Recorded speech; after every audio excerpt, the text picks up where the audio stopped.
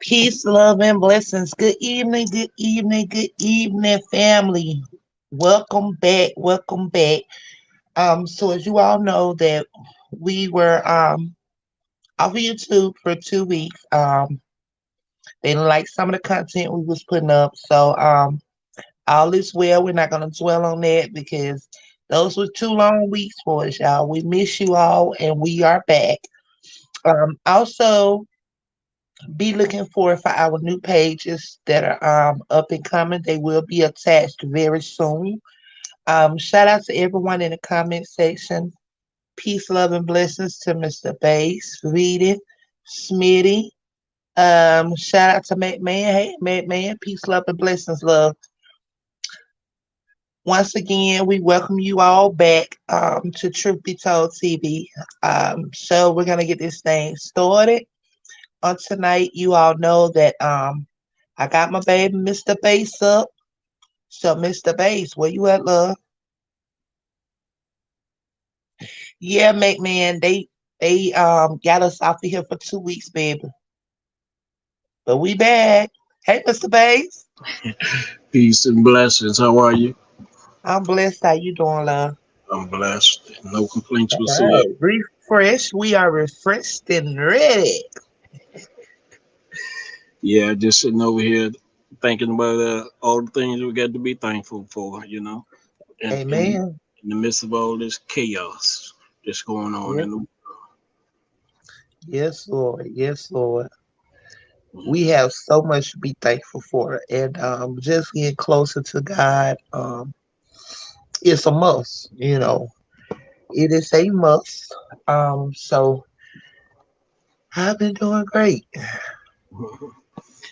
Good. So, Yeah, McMahon. You see what McMahon said? Too much truth for them. You're absolutely correct, McMahon. Now, if we were on here um doing the devil's work, we'll stay up. If we was up here calling people out their names, messing, smoking whatever, doing whatever, showing straps and whatever and however and showing booty and whatever else. Baby, they won't bother us. But however, we come with the word, baby. We coming with the word, and the word is the truth, okay? So it's well, we back though. So we're gonna have a couple of channels, a couple of extra channels coming so that when they do whatever they feel like they want to do over here, we also have other ones. So it's well. So I'm gonna go on. I'm gonna pause for a minute and allow Mr. Bass to continue to talk. But however, before we do that, we're gonna be doing something different, you all. So you all know that I'm your host, Boss Lady. But however, moving forward, the whole family gonna be hosting. Some days, I may host, Mr. Bass may host, Vita may host, Smitty may host, Trey Lynn. So every day, um, one of the families gonna have a day where different ones are gonna host the channel. So moving forward, and also this time, they put us off, but however, we are back and we are back bolder than ever. So we will be bolder than what we once was. So they haven't seen truth yet. So y'all get ready. Go ahead, Mr. Bass. I'm gonna go on mute. as Father God, we thank and praise you for all that you're doing amongst us, amongst our people. And Lord God, we come boldly to the throne of grace to obtain mercy in our time of need, asking you to forgive us for any sins known and unknown that we may have committed. And forgive us, Lord God, that we may come unto you with a pure heart this evening. Father, I thank you for what you've done for Sister Kish. And Lord God, I know all I did was after praying just say, Lord God, Kish, and stand fast on what I asked for. And the same with Brother Smitty's mom. We thank you for that everything worked out for her. And Lord God, that you guided the hands of those that had to work. We give you the praise and we give you the glory for that, Lord God. And Father, we look forward to a thorough and pure and complete healing of my brother's mom. Father God, Tonight, we just ask you to lead us and guide us in what we're doing. And Father, that we do nothing that you would be ashamed of, Lord, but only that we make you proud. Father, order our words and order our steps. We give you the praise and the glory for just for being you and looking at after us and having our backs. We give you the praise. We give you the glory for it in Jesus' name. Amen. Amen. Also, thank you so much, Mr. Bass, for the powerful prayer. Also, you all, I would like to give celebrations out to my baby turned 16. We got Smitty's father. We have Lillian, Traylin's mother. So we had quite a few celebration days to happen back to back to back. So we thank God and we pray and ask God for many, many more years and enjoyment and fullness thereof for each individual that celebrated another year around the sun. Shout out to Louisa. Blessings to you all. Summers the base. Yeah, don't I forget am about to. don't forget I'm Vita. sorry. I was saying don't forget Oh Vita's mom. yeah, Vita's mom. Vita's mom. I apologize, Vita. Yeah, Mhm. Vita's mom. So we have Vita's mom, Traylin's mom, Smitty's Dad. father, and my daughter. And who else am I forgetting? They all just had a celebration. Um, and also blessings to Mr. Terry. We haven't forgotten about you, Mr. Terry. Peace, love, and blessings to you and your son. And thank God that God is moving on the behalf of you all. Um, the thing about it is praying, fasting, and believing that God will do just what He said that He would do. And just continue to have faith and know that God is God. And I'm done, y'all. All right, without any further ado, any of the videos tonight that you need to take a look at, all of the videos are in the description tonight, and we thank everybody that contributed the content that we're going to be using tonight.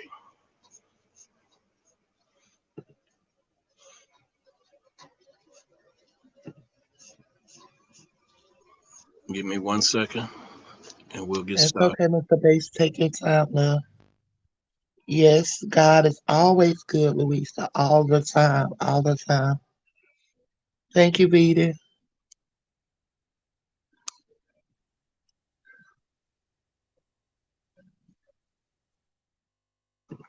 First and foremost, tonight we're going to be talking about this zombie drug that's on the street now, killing people, rotting their bodies.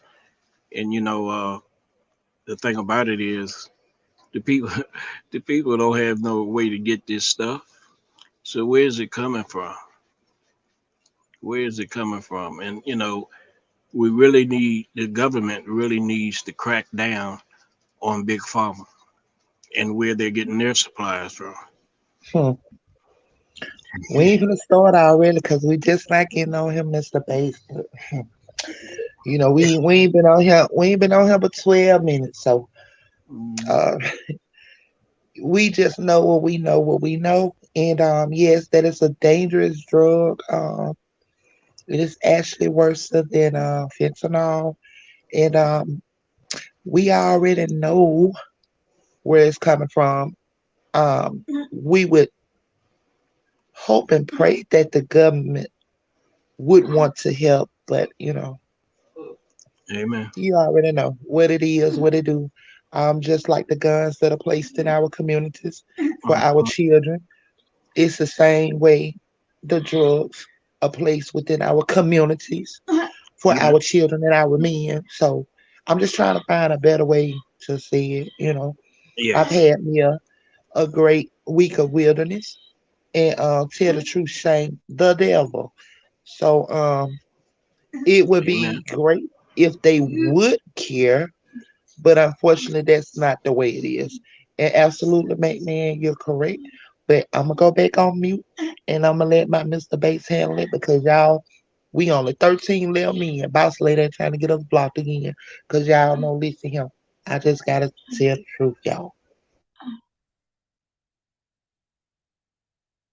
Seven News exclusive, a visit by our TV crew to a section of Philadelphia where thousands of people kill over like zombies addicted to a drug that's meant for animals. Yeah, the street name is tranq, and federal agents told us the drug has already made its way to New York City. It's mixed in the fentanyl and the heroin supply. It's eating away at people's skin. Mary Murphy joins us now at the preview of our special report at 10 p.m. Mary. Hi, Corey and Tam Singh. You know, my colleague John Frazzi and I have been in the news business for 40 years, and we've never seen anything like this. People on the verge of losing their legs or arms because this animal tranquilizer called xylazine or tranq is infecting their bones. They're now keeled over, as you said, on sidewalks along Kensington Avenue in Philadelphia because they're being heavily sedated by tranq, which is mixed in with highly addictive fentanyl and heroin. Fentanyl may be driving the fatal overdose rates in the United States, but tranq is leading to amputations because the people can't stop using it and it's boring into their muscles and bones. Next thing you know, you wake up with these big ass holes all over you, these sores in your legs and wherever. They just pop out of anywhere. Have the doctors told you that you could lose your leg? Yes. And that's not enough to get you to stop? Trying. It's a lot easier said than done. We would wake up and we'd be completely sick. Have the doctors or nurses said that you could lose your hands because of the tranq? Yeah, I mean, there's a possibility. Yeah, it's a possibility. A lot of my friends have lost their limbs already. You have problems on your legs? I did, man. I had like a hole in my shin. There was a hole, man. I got in bed one night, man, and I was like washing my leg, and I could literally put 2 fingers in there. Tranq is in 90% of the drugs that were lab tested in Philadelphia, and it's already here in the city, possibly in 25% of the narcotic supply in New York City. Tonight at 10, we will look at whether the Drug Enforcement Administration has any control over tranq, which is moving across the Northeast to the southern United States and out west. Tamsin and Corey.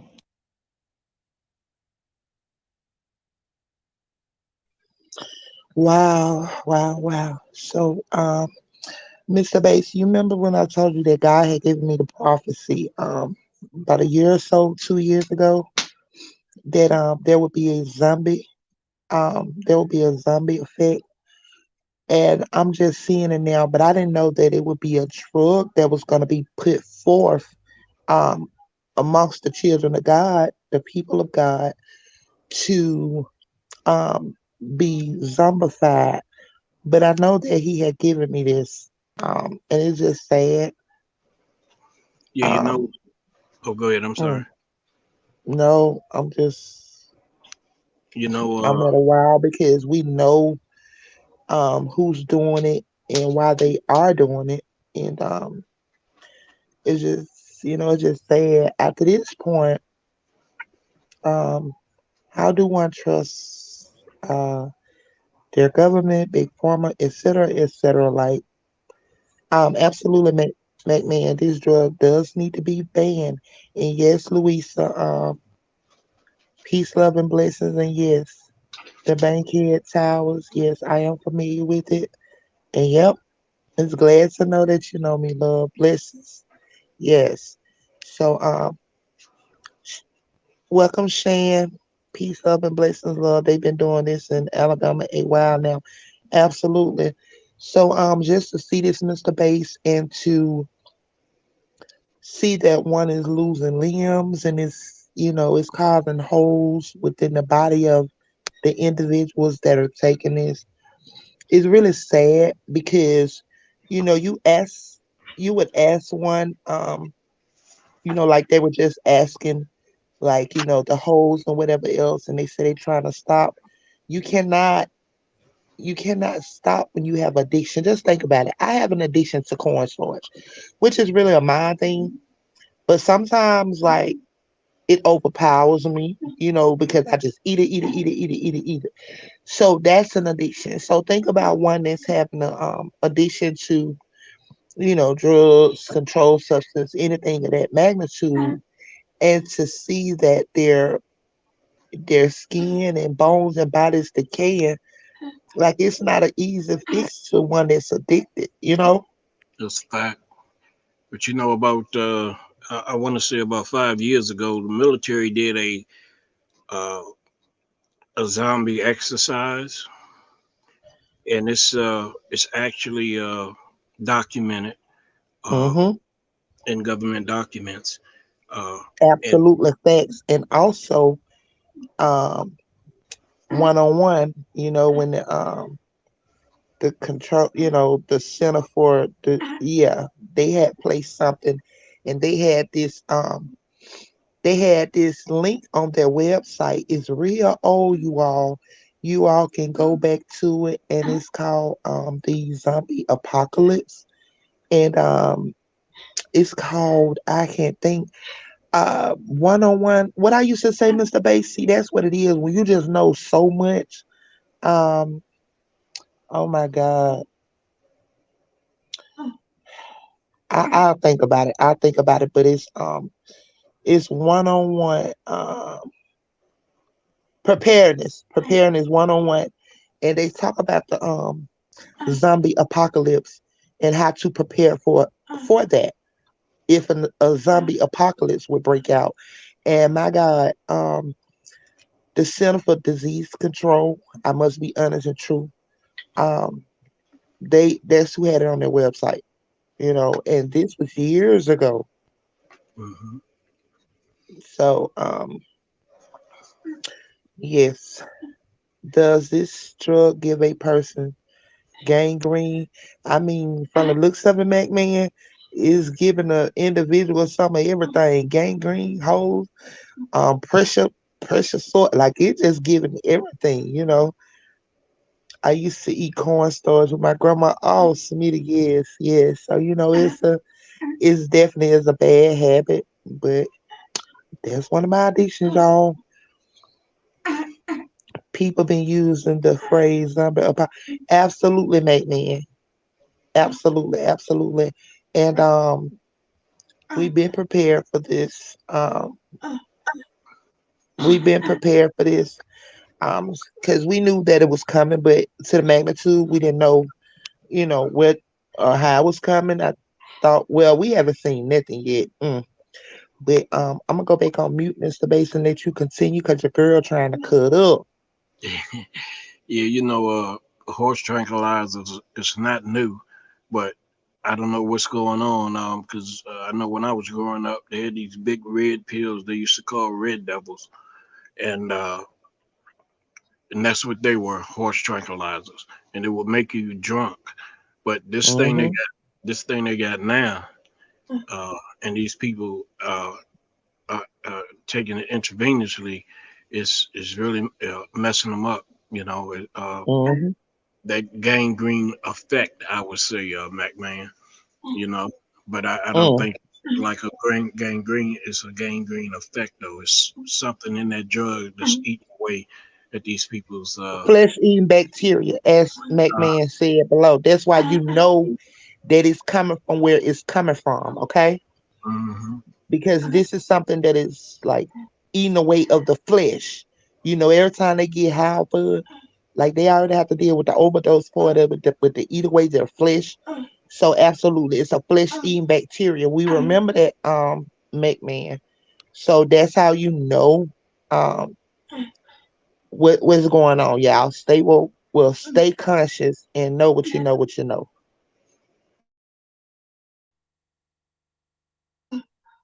You can continue, Mr. Bass. I'm about to switch over to my laptop from the phone.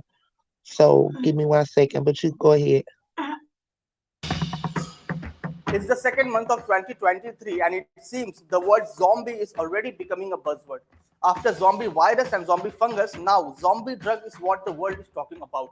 The US has been taken aback by semi conscious people found on streets, unable to stand and displaying patches of skin that looks as if rot has set in. These videos had gone viral on every social media platforms last year as well. And with the current videos, it has highlighted one of the major problems that has destroyed generations of America, the problem of drug abuse. In this video, we decode what is this zombie drug and bring to you quite recent data about United States already worsening drug crisis. But before that, don't forget to like, share and subscribe to One India. There's a drug called xylazine, which is at the center of the issue. This drug can affect a human body with severe aftermath. It leads to development of rashes, followed by ulcer and amputation. This drug was first used to cut heroin. Then its presence made its way to fentanyl, a deadly drug fatal in even very small doses. The mixture of xylazine and fentanyl has been given the name of tranq or tranq dope. It was first found in Philadelphia, and from there it moved to San Francisco and Los Angeles. It may be purchased for only a few bucks per bag on the streets, especially in Philadelphia and California, the epicenter of United States drug crisis. This drug's availability faces only light restrictions and has seldom had toxicology screenings, thus making it relatively undetected. Xylazine is not a controlled substance. It is a veterinary drug and is used on horses and cows. It is not at all approved for human use. It is also used as a sedative, analgesic, and muscle relaxant. In humans, it could cause central nervous system depression, respiratory depression, bradycardia, hypotension, and even death. With repeated exposure to it, it can result in sedative-like symptoms such as excessive tiredness and respiratory depression, as well as open wounds that can quickly get severe.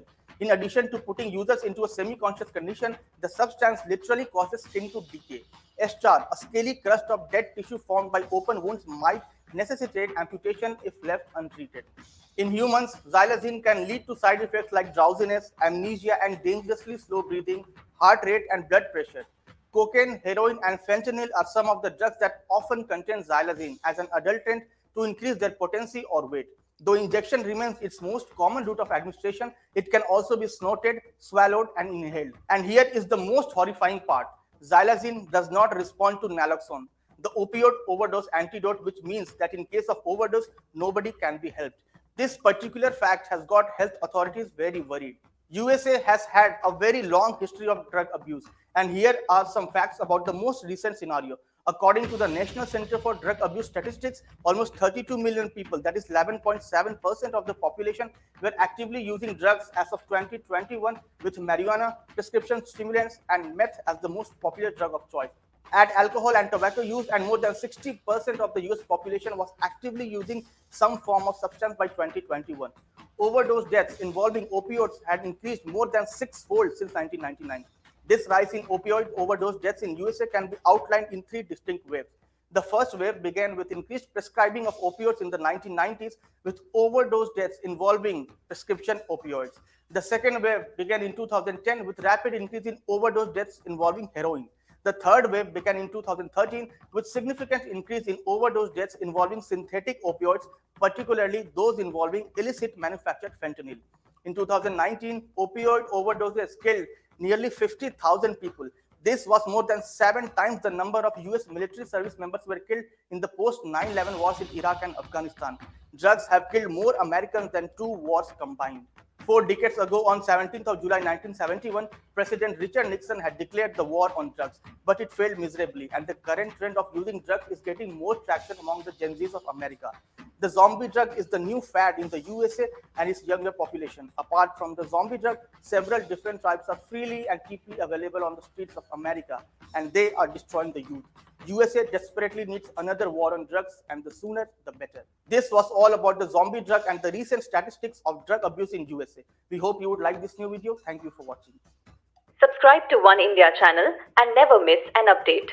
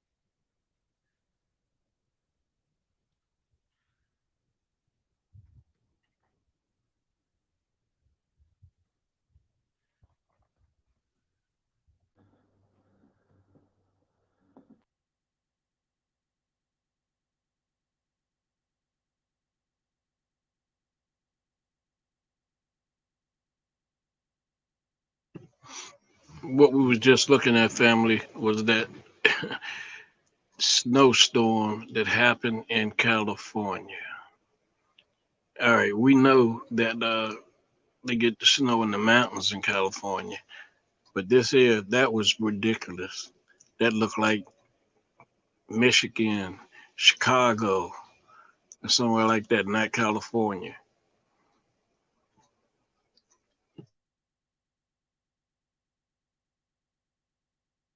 What the hell is going to happen next? We're in for serious trouble. The question is, are you prepared for it? And the better question is, how do you prepare for it? And how do we get through what's about to happen? Because it's one thing to crash, but can you survive? Now, I want you to know 25 years ago, what Richard was saying was blasphemous.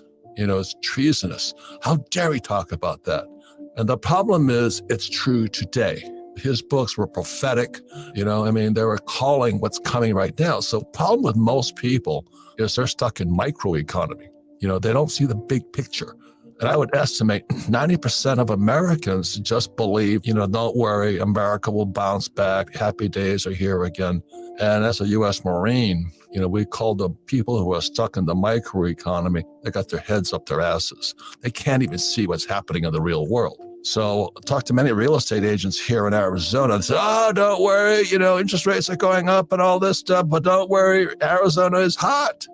That's true because the people are migrating out of California, Chicago, New York, now Florida, they're moving here, So Arizona is good. So on the micro scale, these real estate agents are accurate. They're going, yeah, I don't have to worry, man, I live in Arizona.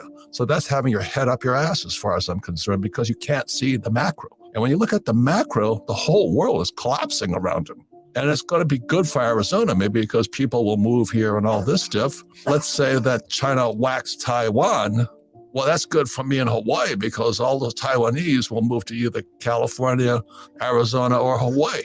So that's micro and macro. So let me give the definition of micro is you got your head up your ass. You better stand around and take a look at what's going on. Richard has been to our events and he's taught, and people always get blown away because they find out how micro they are. So my friend, you've been calling this for a long time. The dollar is in crisis, isn't it? Well, so our economic system is in crisis, and I'm really worried now that we're on the verge of a serious economic crisis that could see the destruction of trillions of dollars of additional wealth before this thing is over. Give me a break. Are we corrupt or what? Has it been corrupted? Capitalism, in my view, became corrupted at the fundamental level when we stopped backing dollars with gold. Yes. And to make a long story short, this unleashed an explosion of credit.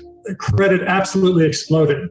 Total credit or total debt in the United States grew from $1 trillion when I was 3 years old in 1964 to $91 trillion now, from $1 to $91 trillion in my lifetime.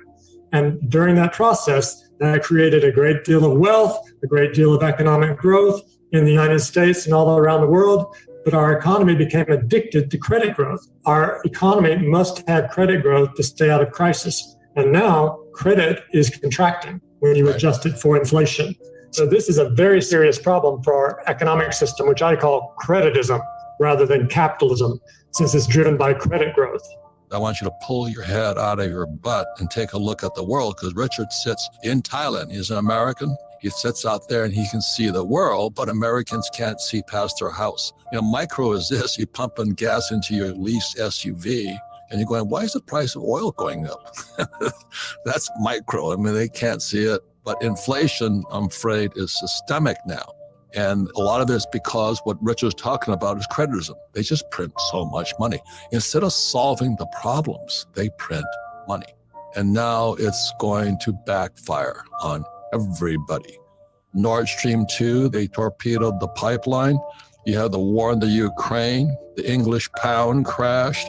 Japan's yen is in serious trouble. And I guess North Korea fired some rocket at the Japanese. You have inflation being systemic.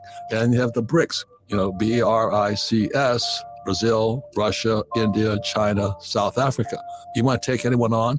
First of all, what happened to the English pound? Because that's with the gilts and all that other stuff. Gilts is a government bond or something like that from England.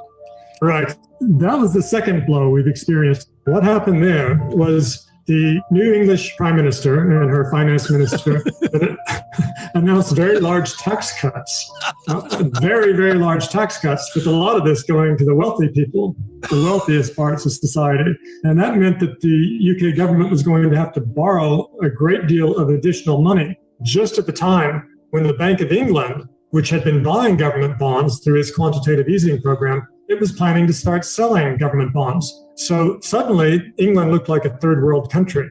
Its interest rates on its government bonds doubled in about a 2-week period. They went from 2% on a 10-year government bond yield to 4%. Normally, that would make the currency appreciate, but the English pound started dropping like a rock. On Monday morning, it dropped to 103 to the dollar, the lowest in history.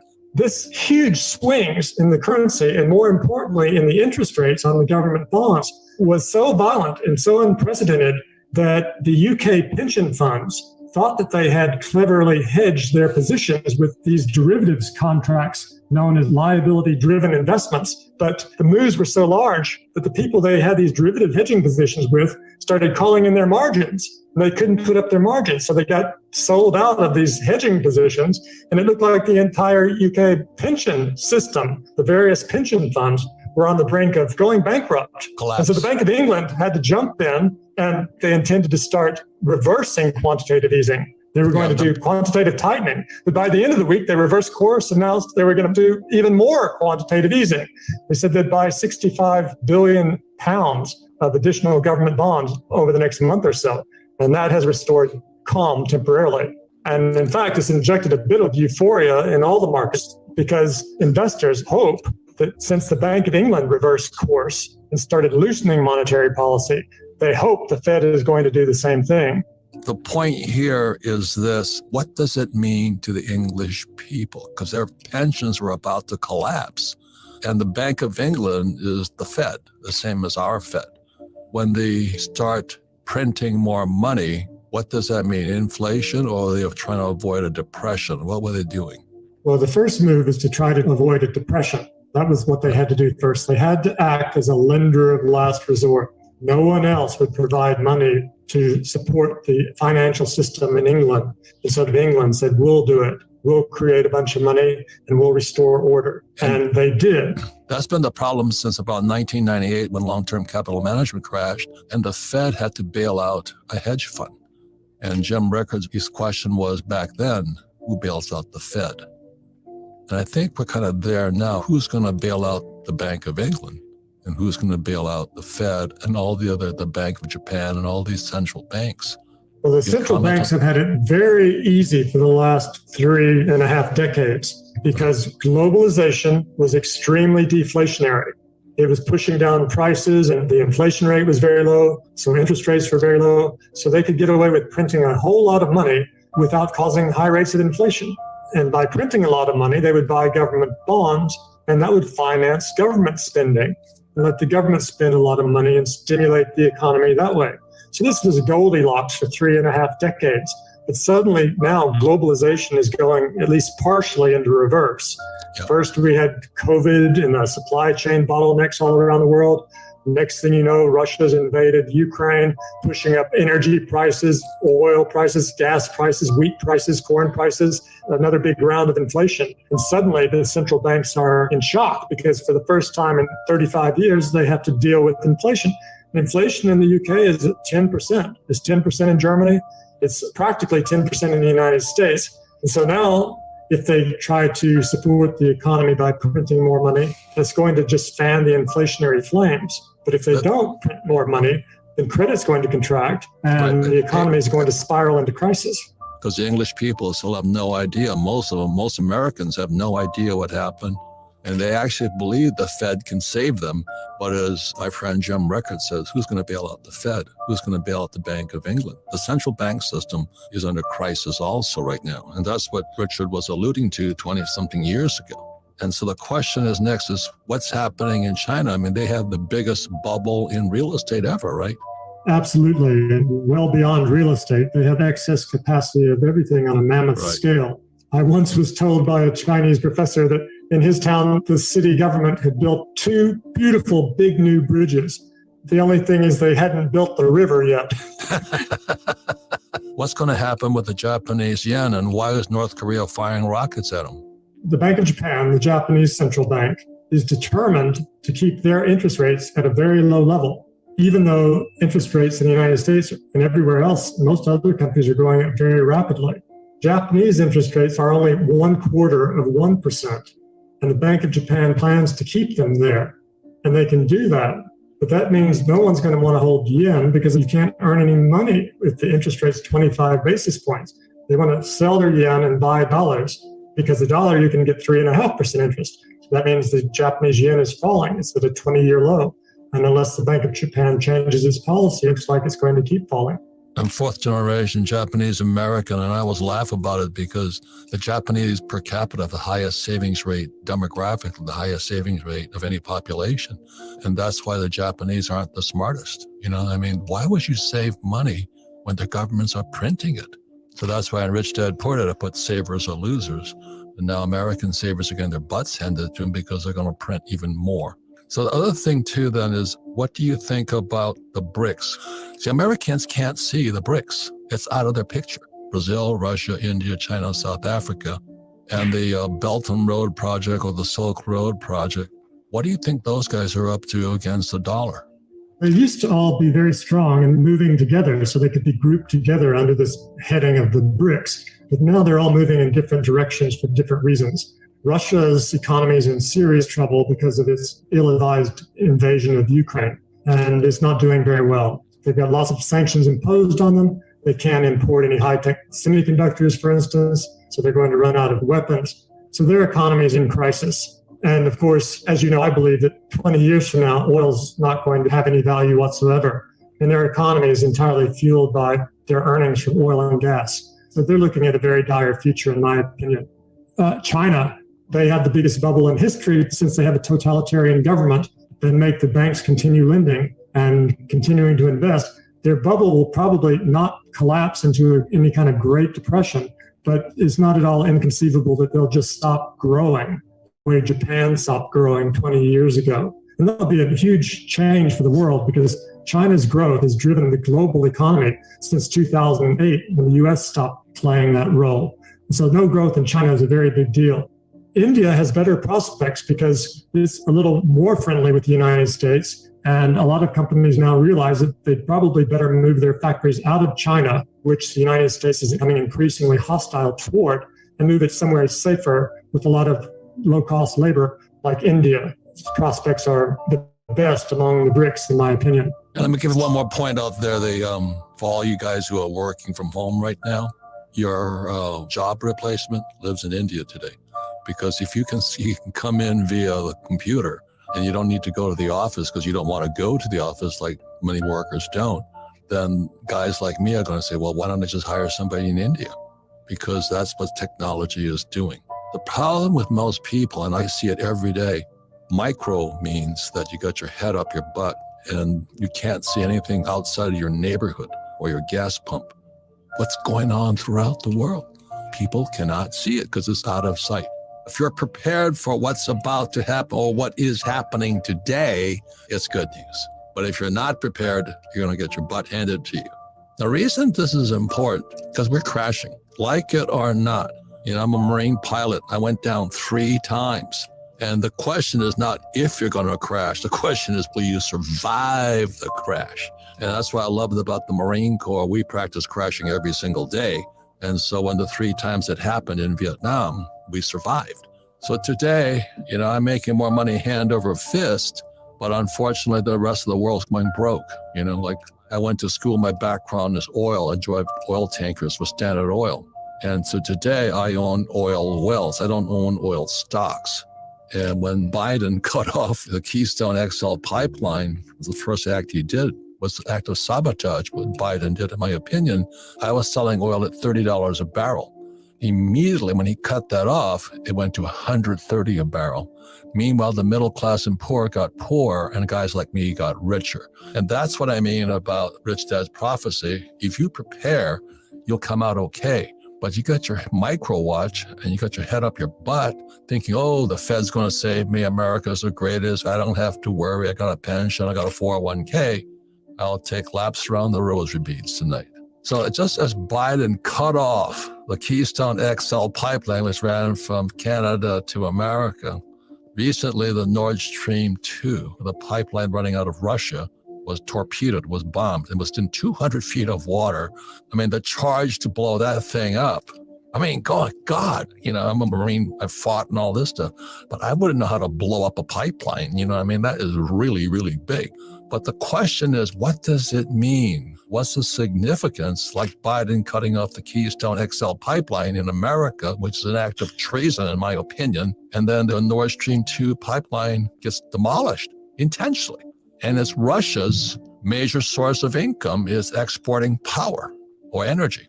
There's no hard evidence about who did it, so this is purely speculation on my part. But if I had to guess, I believe that Russia blew them up. It was not just Nord Stream 2, which hasn't begun operating yet. It was also Nord Stream 1. Both of them got blown up the same day, nearly the same time. Nord Stream 2 hadn't started pumping any gas yet, but Nord Stream 1 had been pumping gas for a very long time, until recently. Recently, Putin stopped all the gas going through Nord Stream 1. So there was no gas going to Europe from Russia through Nord Stream 1 or Nord Stream 2. And the day that they blew up was the day or the day before that a new pipeline opened between Norway and Germany that's going to supply a great deal of gas from Norway to Europe this winter. And I believe that by blowing up these pipelines, which were doing Russia no good anyway because they weren't pumping any gas anymore, he was sending a signal that he could blow up the Norwegian pipeline to Germany as well.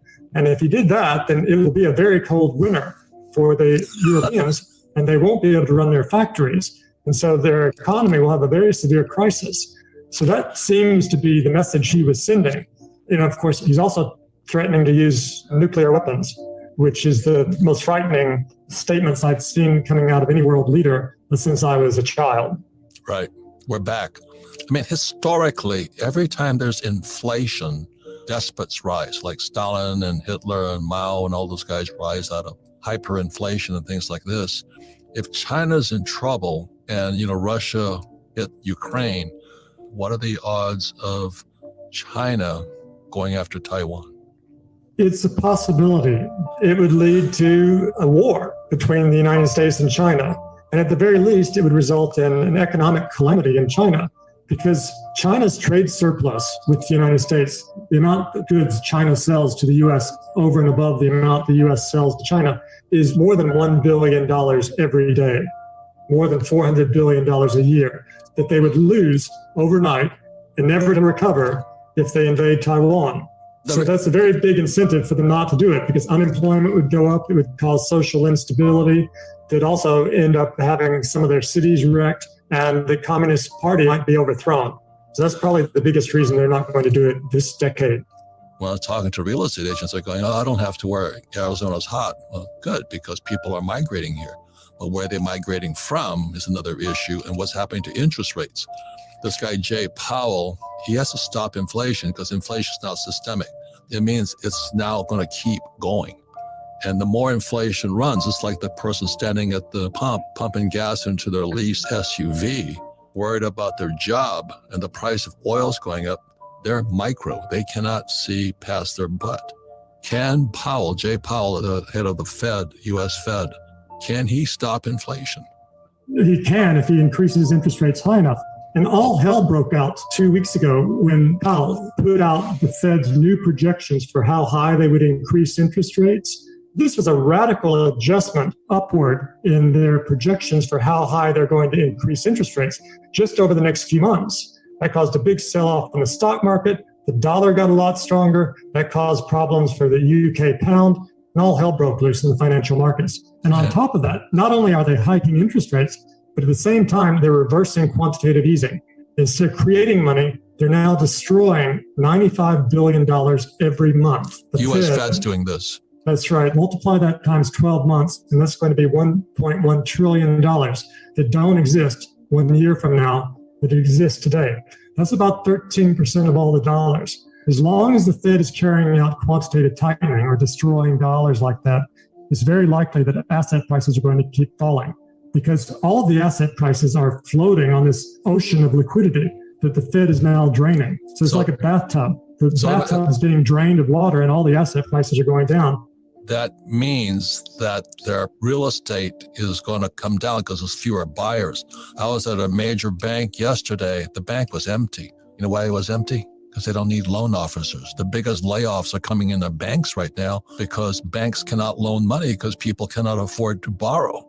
That was yesterday. All of the asset classes are likely to fall together. In the past, it didn't work like that. Stocks would go up and bonds would go down and vice versa. But today, they all move up and down together because they're all floating on this ocean of liquidity that the Fed is now draining. So as long as the Fed keeps draining liquidity through quantitative tightening, all of the asset classes are likely to fall together. Times like these are not times to make a great deal of money. This might be a good time to start thinking about improving your business, creating your own business, getting into business for yourself, something you can control, building up your own business and worrying less about speculating in speculative assets in the hope that they'll go higher in the near term because they're probably going lower. There will be a day when things turn around. Last year, I was very bullish on the stock market because the Fed was creating $120 billion every month and pumping it into the markets. And as long as that carried on, it was clear asset prices would probably keep moving higher. But now the reverse is happening. So it's not at all surprising that the stock markets are down between 20 and 30% so far this year. They probably have significantly further to fall. Property prices are probably going to start falling at a double-digit rate by the middle of next year. And things are not going to turn around for a while. And today they're crashing. And their housing crash, their 401ks probably crashing. If they just stop printing, then things more or less be level. They're actually destroying money now. You can say they're unprinting money at the rate of $95 billion a month. And when they do that, they have these bonds that the government has issued. When they mature, the Fed takes the money from the government. Then the government has to get money from somewhere else, from the public. And that reduces the amount of money that exists in the economy. And so with less money, that pushes up interest rates. That makes the bond prices go down and the interest rates, the bond yields go up. So quantitative tightening is another way of tightening monetary policy and pushing up interest rates, making it more expensive for people to borrow and consume or borrow and invest. If I have a bond that was paying 5%, but the new bond is 8%, what does that do for the value of the bond? It pushes it down. Right. Because no one is going to want to own the bond that's yielding 5% if the new bonds they can buy yielding 8%. So it causes the price of the old bond to fall until its equivalent yield also comes into line. If it falls enough, then the yield would be 8% on that bond as well. What Richard is saying is so important is because Wall Street for years has been selling 60-40, 60% equity, 40% bonds, and they're all dropping. You know, it's all dropping right now. And today I own gold mines, silver mines. I own real oil. I don't have oil stocks. I own cattle. I own everything the Fed cannot print. So remember when they say Bank of England and they say the Fed, they're the same things. And the English pound nearly took it. And the reason they had to start printing again, which is causing more inflation for the English people, is that the pensions are going to collapse. The same thing is going to happen to America because it's already happened. People don't know that. So ladies and gentlemen, this is the most dangerous time in world history. But let me give you some bright news. In the Marine Corps, before I went to Vietnam, I was stationed at Camp Pendleton, where we had advanced weapons, guns and rockets, machine guns and all this stuff. We had to practice crashing 3 times a day. Now, crashing an empty helicopter is different than crashing a helicopter with guns, rockets, machine guns, and ammunition on board. But we practiced. And we practiced, and we practiced. So when it came 3 times in Vietnam, because the odds were, my life expectancy as a Marine pilot, gunship pilot, was 30 days. We didn't live very long. So if we practiced crashing, we had a chance of surviving. So I went down 3 times, and my crew and I came back home back in 1973, only to get spit on and hit by eggs by little commie pinko hippies from the Woodstock generation. Here we are today, and there's no financial education in our schools. Well, the world is crashing. I don't know if people understand that because in 1971, Nixon took the dollar off the gold standard. 1944, during the Bretton Woods Agreement, the dollar became the reserve currency of the world, but we made a promise to the world that the US dollar would be as good as gold. The trouble is, as Andy Schectman talks about in all this, is that we started fighting the war in Vietnam and the war on poverty in America, socialism. and we didn't have enough money. So we broke the Bretton Woods Agreement in 1971. Nixon took us off the gold standard, and that was the corruption of capitalism. They could print money rather than make work for money. So ladies and gentlemen, we're screwed. Prepare for the crash. And remember, micro means pull your head out of your butt.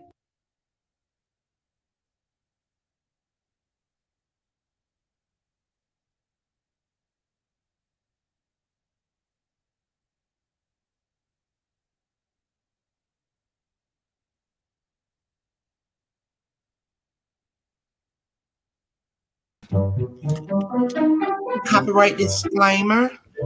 Copyright Guys, what disclaimer. we're about to share with you or show you has caused a lot of problems in our house and in our relationship. And just to give you a little background on this, I recently went to the local Family Dollar, and when I walked in, I noticed that there was a camera system watching my face, and a little red thing was around my face, and it went green. And I guess they recognized me. So I went home, I brought back the cereal that I had bought there, and I told Mercedes that it freaked me out. What the heck is going on? We're in Ida, Alabama, the middle of nowhere. There's a population of 700. Right. And so I went down the rabbit hole. I was up most of the night that night doing some research. I knew this technology was actually, being used. I had no idea that they have gotten as far as they have.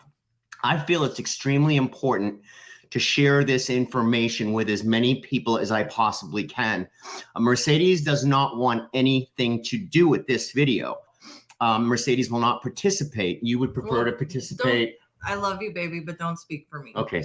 Okay, so I got rid of all the stuff that was like, annihilation and apocalyptic, and I tried to focus on the hope. But if you guys, when John says comment, what he means is if you want to hear more videos like this, let us know. If you want to hear more videos like this, I will probably not be participating. I'll be doing them by myself. Unless there's two things. A, unless there's hope, or B, like an actual solution. And you know what, baby, there is hope in this. I believe there is hope. You just mentioned the YouTube channel. We look at it a little bit differently. We've always had this contention between us, okay? We just passed 20 million views on YouTube. That's crazy. I feel that we are blessed beyond belief.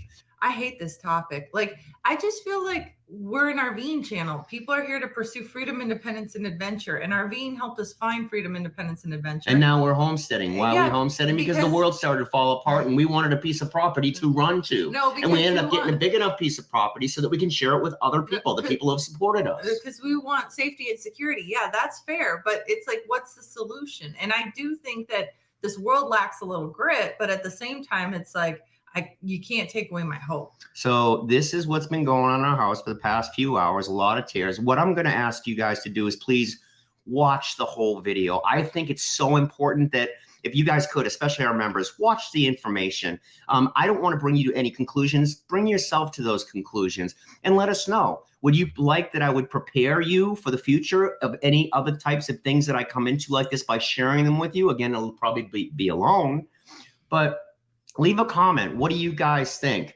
Or do you want us to stay away from this stuff altogether? You just mentioned that we're an RVing channel. We're not an RVing channel anymore. We bought a campground. Why do we buy a campground? Because we were out in the middle of a pandemic with nowhere to go. So we started praying for discernment and asked for a safe place to go. And we ended up getting a place that was large enough for our whole community. Hundreds of people can come here now. And all I'm doing now is I'm paying attention and preparing myself and our family and our friends for what possibly is coming our way, because things certainly are not okay in the world right now. Okay, but I'm sorry, guys. Maybe I do need to participate in this, because if you're the one that does this, it's just too negative. You got to bring some hope. God, I'm not being negative, sweetheart. How is this positive? Explain to me what There's going to be a third of people who have never heard of anything like this before, but once I bring it to their awareness, they will start to look around and they'll see it because it's right there in front of us. It's out here in Ida, Alabama. That's what tipped me off. Which makes no sense. The other third of people are going to not want to look at it. I think people like you, they're going to see it as nihilistic, and then you're going to have that third of people who are going to jump right into the new system. It's fine. And I think a lot of our young kids, because they're so attached to their technology and their phone, But it's our phones are the problem, guys. It's changed everything. And this video is going to explain to you the technology that's been built right behind our backs. There's 3 private corporations in this planet right now that are making decisions for us in America that we did not vote in. It's the WEF, World Economic Forum. The NGOs, right? yeah. It's in NGOs. It's the United Nations, and it's the Federal Reserve Bank. Do you know those are all 3 private corporations? And they've made a decision long ago. The richest people, the elite, they've made a decision on where they want humanity to go. And I think the importance about bringing this stuff to our friends is so that they become aware of it. I do think we can beat it back. In the end, God wins, guys. We know who wins. I cannot stick my head in the sand. I have to bring this to those that I love and those who have supported us. So I found a guy named Aman Jabi, and Aman was in the tech center for the past 20 years, creating all this technology. And back in 2019, he went to Shenzhou, China, I think is the name of it, and he saw what he had built, what that technology had gone to. And he swears up and down, it's already here. They just haven't unleashed it yet. So I hope you take the time to watch the video, maybe say a prayer before you do it. I don't want to get you to any conclusions about this, but what do you guys think? Should I have just stayed away from this? Again, God gives us all a purpose. I think that, again, Isaiah 58, that I've got to sound my trumpet and let those that I love know what's coming our way.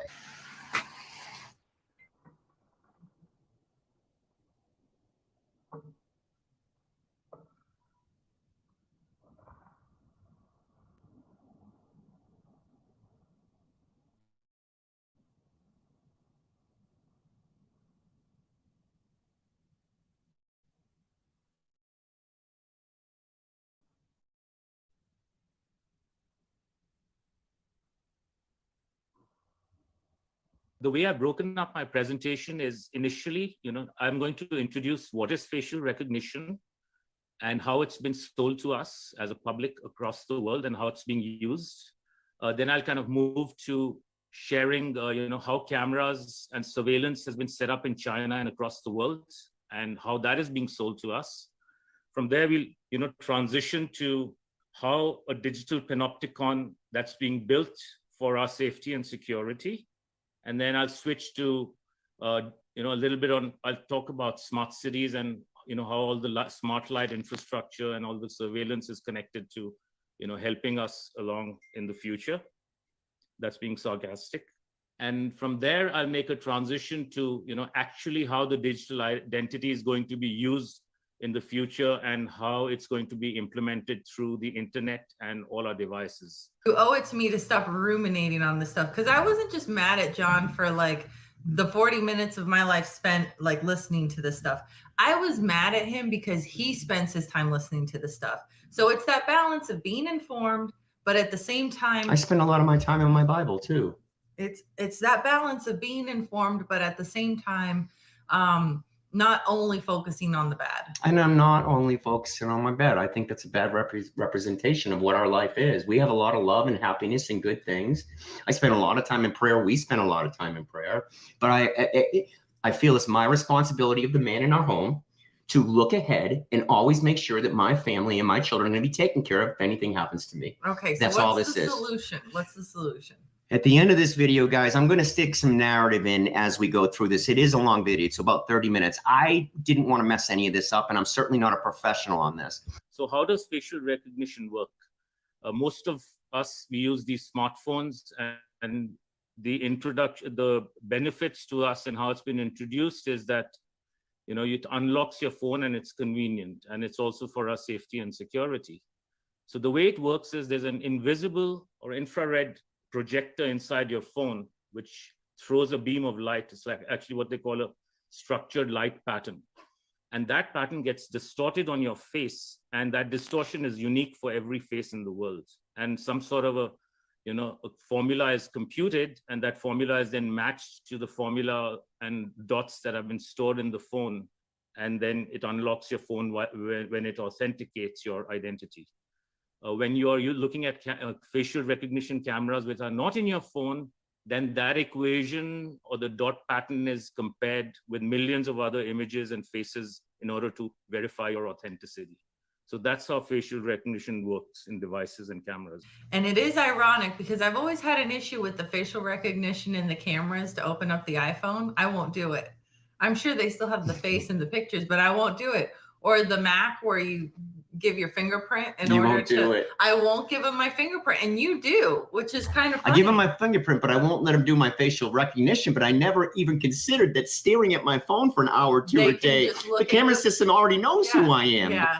I always imagined the number of the beast would be inserted like a digital chip or a QR code on the back of our neck. I never imagined that just simple cameras could identify us in such a way that they'd have so much control over us, you guys. This is the beast to me. The way this has been sold to us have been the carrots. It's for convenience, of course, and it's for our safety and security. And of course, it's to catch the bad guys. You know, it's to catch terrorists and thieves and child molesters. And as a society across the world, we bought this story. And by the end of the presentation, or even I'd say 70% into this, you will see how the sticks are coming for all of humanity. And the sticks are going to be, sealing our fate. It's going to be really bad, right? The way it's been shown in China, Big Brother has already met big data and facial recognition and cameras. They have been computing now for a few years, social credits for all the Chinese citizens. And social credits can be used to directly control the behavior of people. Right? I was at a conference in China in late 2019 in Shenzhen. And Shenzhen is kind of one of the ultimate smart cities already built by then. And this was the kind of surveillance that you see at every intersection, every building. So they have license plate readers, they have lane detection cameras, they have face recognition cameras. They are sucking up data in real time, 24/7. And they have screens everywhere you go in railway stations, in airports. And they are telling you, we are watching you, we know who you are, and we are going to keep watching you, and you're going to be okay with it. God, do you guys remember 5 or 6 years ago when you always saw videos in China and they all had masks on? Here in America, you were like, what happened? That would never happen here. It did happen here. So here's, some girls showing off their social credit scores on an app. And what that does is it controls directly your behavior and your compliance based on how the algorithms and Big Brother wants you to behave.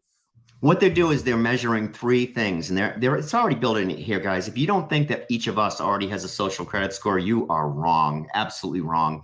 What they do is they measure your social credit score, your carbon credit score, right? What you're using, and then your what they're trying to get here now is the medical identity, right? Right. So you'll see lots of documentaries from Australia, England, United States. BBC's continues to come out with documentary about every few weeks. And the narrative is that privacy and freedom are dead in China. Social credits control system is already there in China. And implicitly, we in the Western world are free. What they don't tell you is it's already happening here. We don't have any privacy or freedom. The credit scoring system has already started, and we are not free. It's just that we have not yet been given an app to show us what our social credit scores are. At some point, they're going to do that, and it's not too far from now.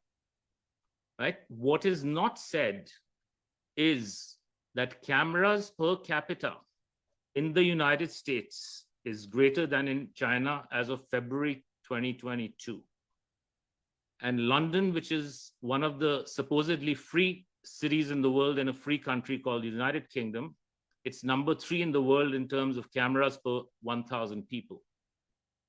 So the infrastructure here is in place. All the systems are in place in the West, and they are expanding.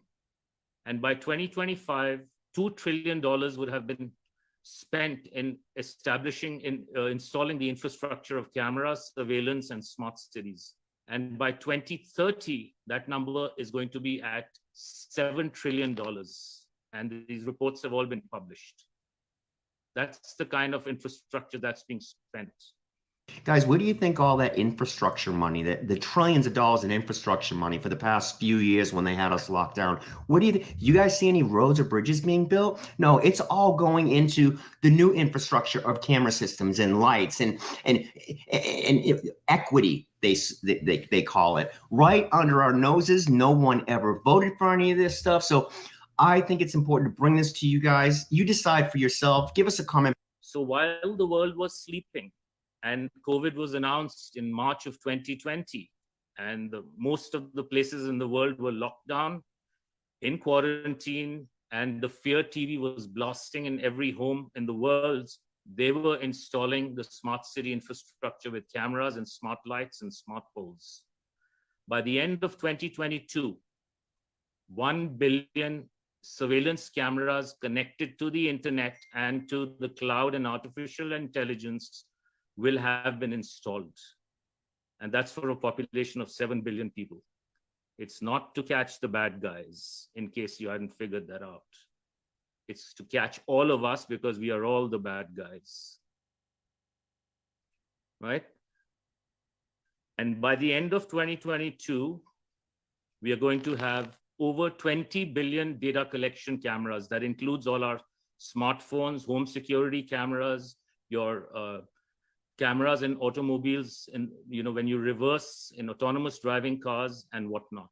So that's the kind of surveillance that's being done as we speak. So in the old days, human eyeballs used to sit in front of TV screens to look at, traffic or people running, after stealing a bank or something. But that is so yesterday. Today we have smart artificial intelligence cameras that are effectively the security guards. They're connected to the cloud, and in the cloud is running artificial intelligence, and it's identifying and analyzing and logging and learning about every human being all the time in real time. So no human beings are necessary. We are being replaced by AI in probably 70% of activities around in the world. So when are we not alone? Pretty much never, not even in our own homes. And so here is a picture of what they call a panopticon. It's a circular prison, and this is a picture of a circular prison in a state of Rhode Island in the northeast of the United States from the late 1920s. So you see that the prison guards are in the center, and they can look at all the, the prison cells. So all the prisoners basically are never in a private moment, So they can be monitored all the time at the whims of the guards that are in there. What we have today is a digital panopticon. So we are effectively, both symbolically and practically, inside a prison cell. Even though you don't have the four walls, erected yet, computer vision, along with cameras and artificial intelligence, is looking at us, analyzing us, logging us, and learning our behavior, and then it's going to be scoring us, and then rinse and repeat. They have satellite cameras, drone cameras, they have license plate readers, they have invisible infrared cameras looking at passengers and drivers. It's ridiculous how much we are being monitored all the time. And of course, it's always in the name of safety and security and convenience. Remember those words.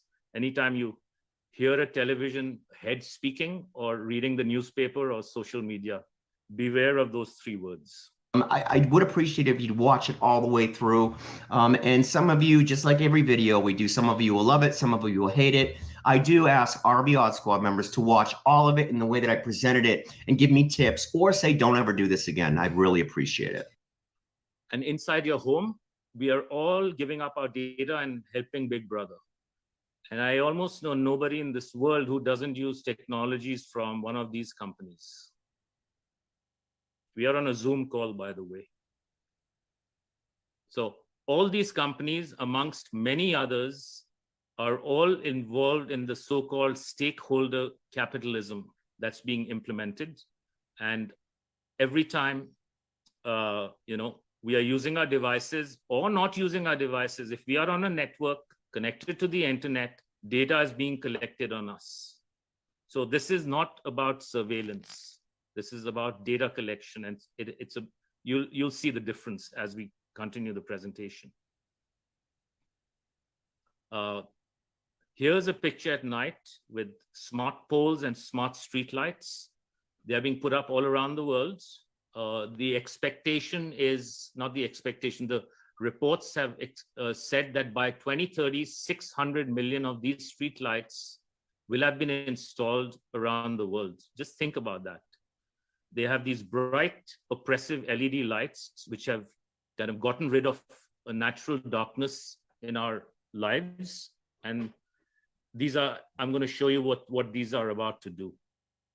But this is being sold as smart cities, which is for your, not only for your convenience, it's good for the environment and for global warming and climate change. And that's how they've been ushering these in. Here's an example of a smart pole with a smart city light. They will have speakers to give instructions to people if they don't already in Australia. I think I've seen stuff from Melbourne that already has those. They'll have digital signage. It'll be sold for your convenience, but again, it's about giving instructions to people on how to behave. They're going to have face recognition cameras. They're going to have all sorts of pollution sensors. That's how they're selling it. The top of some of these lights is going to have drone charging stations. Why? Because drones are going to be the new aerial police, along with other things. And they are all going to be wirelessly connected to each other and to the internet. And this is part of the Internet of Things. And these smart cities are about data collection, number one. And we are going to see how they're going to enforce people to behave, number two. So here is a diagram on the right. This I found in a paper at the World Economic Forum website, and it was published in 2018. And the digital identity, they say, is a new chapter in the social contract. It's a social contract that nobody signed up for and nobody wants, but they are, planting this on us and going to force this on us. And the digital, every entity, person, device, and thing is going to have a digital identity. And once you sign on to a digital identity, the only way you can access healthcare or your bank finances, ability to travel, ability to access the internet, to go to social platforms or do anything in your life, to buy food, you need a digital identity. And how will that digital identity be authenticated? Through your face. So your face is the key to unlocking access to life. And this key is going to be linked to a new type of financial system, which is going to be a combination of carbon credits, your social credits or social score. The technically correct term is reputation capital. And then, of course, your status with respect to vaccines and boosters and injections. And if you don't have enough carbon score, if you don't have enough social score, or you haven't taken your latest booster, your face will not be able to unlock your digital identity, and therefore you cannot access stuff. You will be locked out of the whole new matrix system. And this is what they call central bank digital currency, or CBDCs. They may have minor variations in different countries, but this is essentially the key to understanding what sort of a new world that is going to be upon us once the final switches are turned on. Why are you telling people this? I hate that. No, scratch that. The final piece I'm going to add to this is you'll sit there and you'll say, well, how the heck are they going to enact this? How are they going to actually pull the trigger and get this thing going? Guys, I believe the dollar, our fiat currency, is about at the end of its life. Throughout the history of the world, fiat currencies have always failed, always. And I think that the dollar ultimately will fail, just like all the other 5,000 fiat currencies in history. And when that happens, they're going to try to move us on to the CBDCs, right? Which is a digital dollar for the Fed, the Federal Reserve CBDCs. That's how they're going to get us. You think your money's insured in a bank? up to $250,000. What if they don't have it? What if there are bail-ins and the only way that they can replace the money that you had in the bank is with this new credits or CBDC?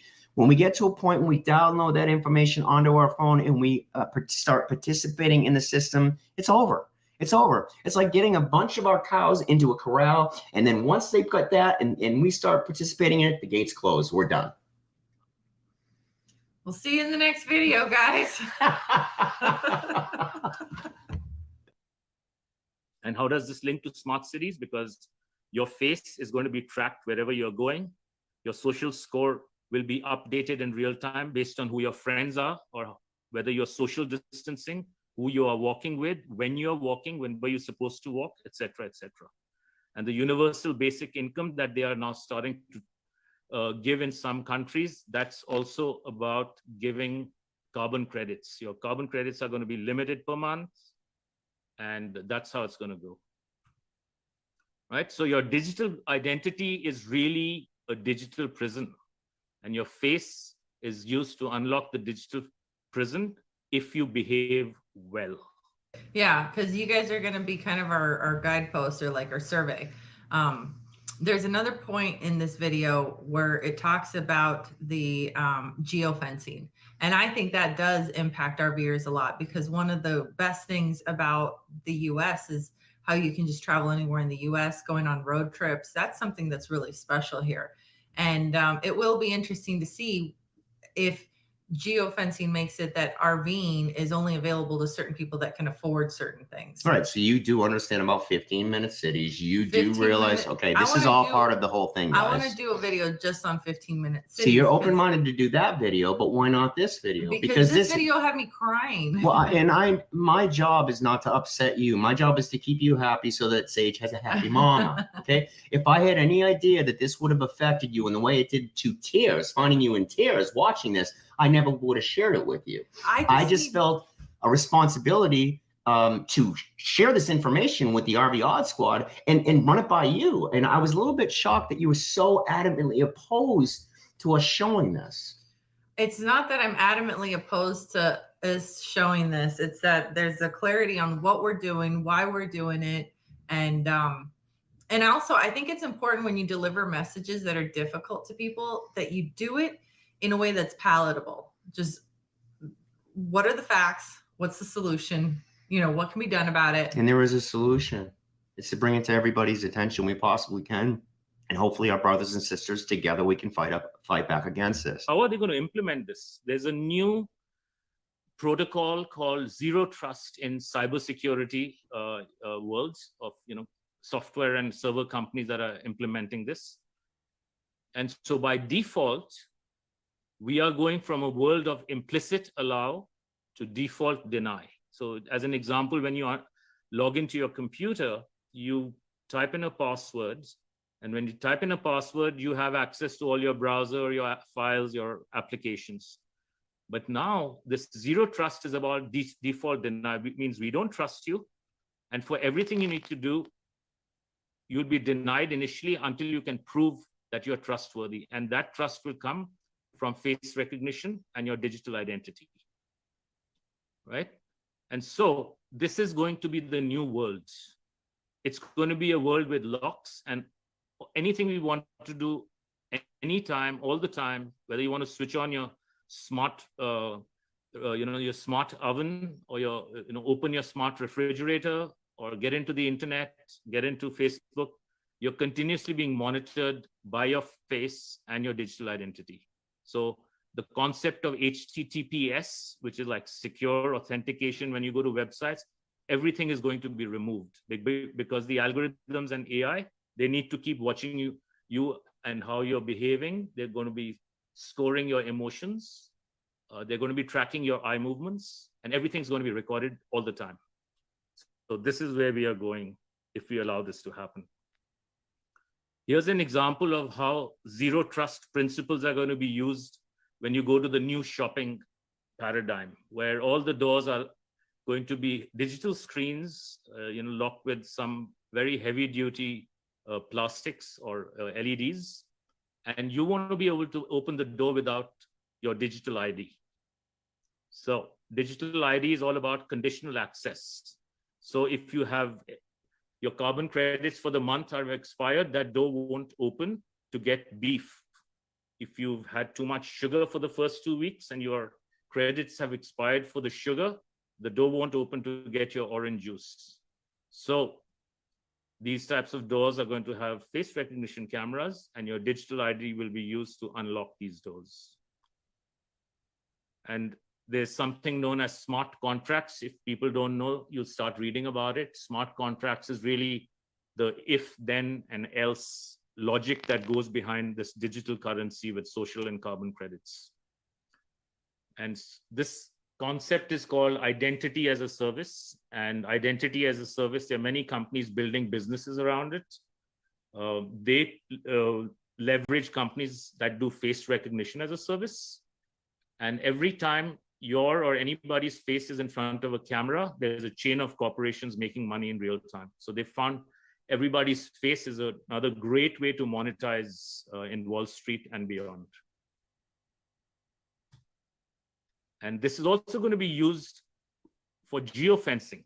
Geofencing is a term where symbolically, basically, you're geographically, whether it's in the internet and the metaverse or in the physical world, they can build an invisible fence with your digital ID and control your access to everything. So where you can travel by airplane, or where you can drive, or how far you can drive, how far you can walk, where in the metaverse you can go, who you can communicate with, who you can text, what book you can read, what content of the book you can read, everything is going to be monitored as well as manipulated. And where you can walk, they will limit you using all these puke guns and LED lights, because they are the weapons that are going to limit how far you can walk. And that's related to the 15-minute cities and 20-minute neighborhoods that they are building right now. So their goal is to lock down humanity in, these smart cities and not allow them to move anywhere, pretty much. So the digital identity is inside the Trojan horse of security and privacy. I can't stress this enough. Whenever you hear the word security and privacy, run. And this will result in total control of humans, because people will comply in order to unlock access to life. And how is they going to use this with kids? There's a concept called social and emotional learning that's been creeping into schools for many years, for the last few years. It's also known as CEL. And the goal is that all kids will be monitored from cradle to career. And cameras and face recognition and emotion recognition are going to be at the heart of this. So they can even be monitoring the emotional state of a child, and the algorithms can decide whether a child abuse is happening at home. And then they can come for the children, which they will. Here's an example of this purple device. It's a talk pedometer. So whenever parents are talking to their child, the audio is going up to the cloud, and AI is monitoring what the parents are telling the kids. So if you're not talking enough about global warming and climate change, your carbon credits and social credits are going to go low. So you will be controlled on what you tell your kids. In return, the kids will be getting programmed by whatever the AI wants you to tell your kids. Here's an example, and these are devices that are already in the market. These are not like futuristic devices. People are already buying them for their homes, thinking that these are really cool gadgets to get home. Here's an example of an LED game board, and it has fisheye cameras looking at the kids, and depending on how the kids are reacting, the AI board game can modify what's being shown on the screen. And so at the heart of all this is a digital ID, remember that, which requires cameras and face recognition. They're also going to be used further in human capital value extraction. So they're going to make money in securitized futures markets, much like they did it, going into the 2008 crash, where they had all these mechanisms to do layer upon layer of mortgage derivatives when the market crashed. So this is a new way of making money through faces and cameras. And so they can manipulate a child with SEL, because what the child sees on the screen and what the camera sees, how the face, it can modify what it's showing on the screen. Start manipulating the behavior of children when they are in front of a screen. That's why they've been giving free computers for kids, all across the world. It's why they have false flag shootings in schools, and everyone is fighting for gun control versus gun rights. And the fear TV is, blabbering all day long all over the world. It's about installing more security cameras and more face recognition cameras in the schools to keep the children safe. It has nothing to do with shootings. And people need to understand that. So here's an example of how they make money. They could go to top performers in a given class of schools across a state or something, and they group them along with their pathways, as in predictions on where their life is going to go. And they gamble on that based on prodigy asset groups that they form. And the future results will give them all the social and carbon credits and all the cryptocurrency they need. So they're going to make even more money from the broken kids, because then there will be intervention.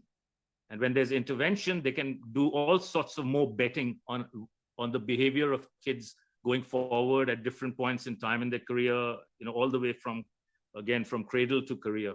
So this is just a game to the people who are, manipulating this whole human civilization as we speak. So the emphasis, so if there are any parents in the audience here or grandparents, you need to really understand that if you're sending your kids to schools, private or public, they will have cameras in them. They will be given devices. All the devices are looking at them all the time. And it's not about knowledge. It's all about social and emotional control of the kids. So I can't stress enough, if you have kids, take them out of school, start homeschooling them with your friends and family who are, pretty good at teaching. And now, last month, I think it was late April. Yeah, so late April. And so I'll skip this, but here in Montana, I can change Montana to Sydney, Melbourne, Newcastle, whatever, and there's cameras everywhere. And Montana, I live in a small place, just 4,500 people. The closest town is half an hour away. And when you go there are hundreds and hundreds of smart city lights. It's really disgusting. And we have in our local state legislature, there's a study for facial recognition technology, and that's a complete red herring. So if you start seeing that in states or cities in Australia, just know that banning facial recognition means nothing, because your government, neither your government nor your state nor your local officials are doing facial recognition. So banning it is pointless, because the facial recognition is going to be done in the cloud on Amazon and Google servers with artificial intelligence algorithms, with cameras installed by private companies on public lands, which are now owned by private corporations. So I've been having a very interesting time trying to fight this here. And so if you go to retail stores now, they have cameras at self-checkout counters as well as non-self-checkout counters, because they're looking at everything you're buying. There are 4 facial recognition cameras when you enter any foyer now. So they've established who you are when you enter, and they're going to track you every square foot inside retail stores. And then you have the parking lot panopticons that are looking at all your cars and everybody. And then you have 5 cameras at this entrance. So it just goes on and on. This is not for safety and security.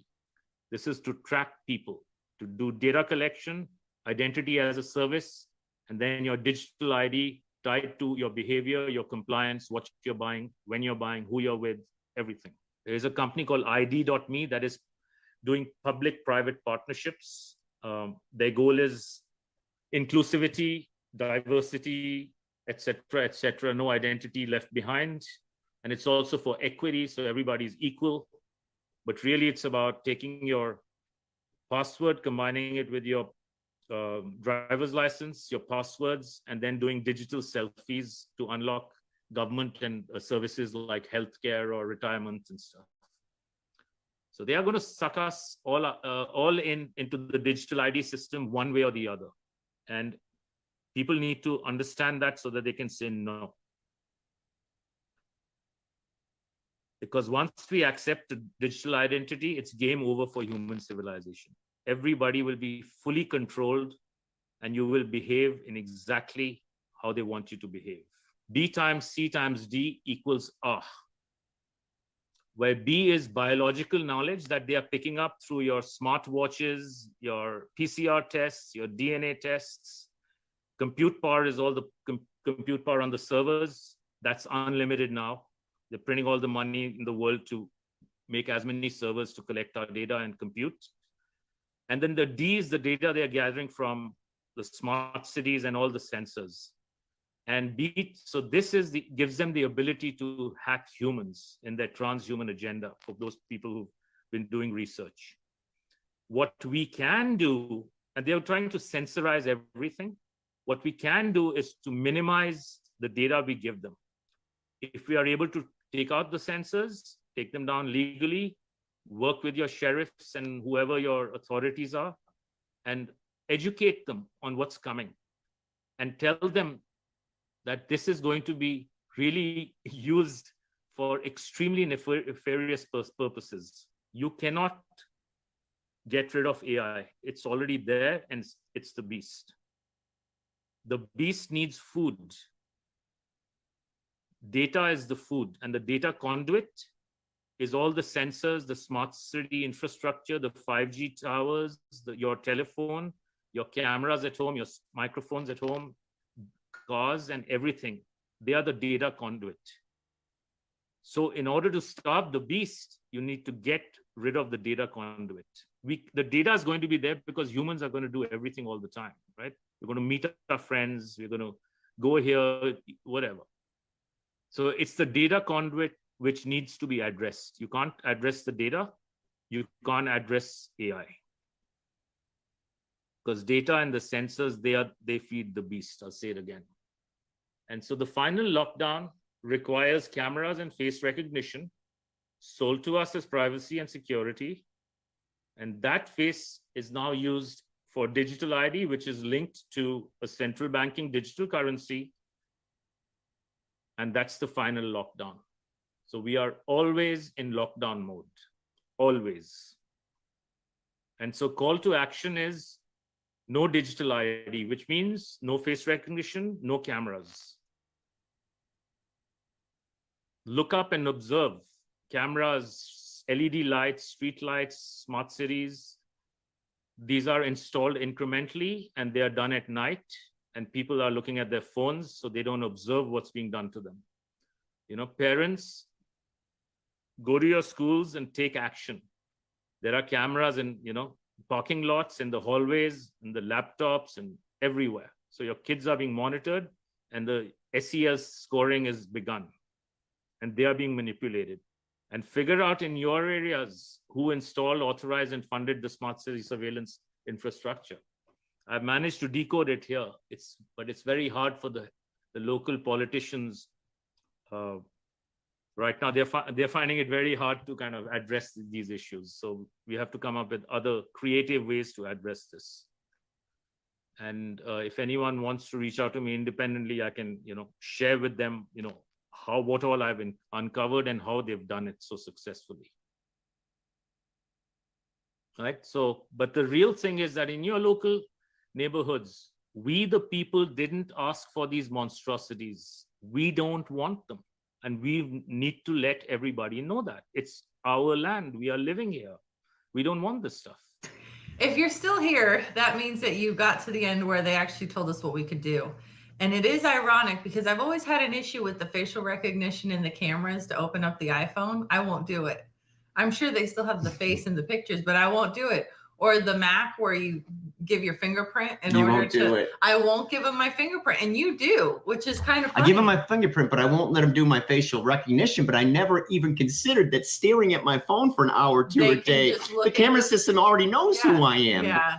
I always imagined the number of the beast would be inserted like a digital chip or a QR code on the back of our neck. I never imagined that just simple cameras could identify us in such a way that they'd have so much control over us, you guys. This is the beast to me. So the solution is to wear masks, people. No, God, do you guys remember 5 or 6 years ago when you always saw videos on China and they all had masks on? Here in America, you were like, what happened? That would never happen here.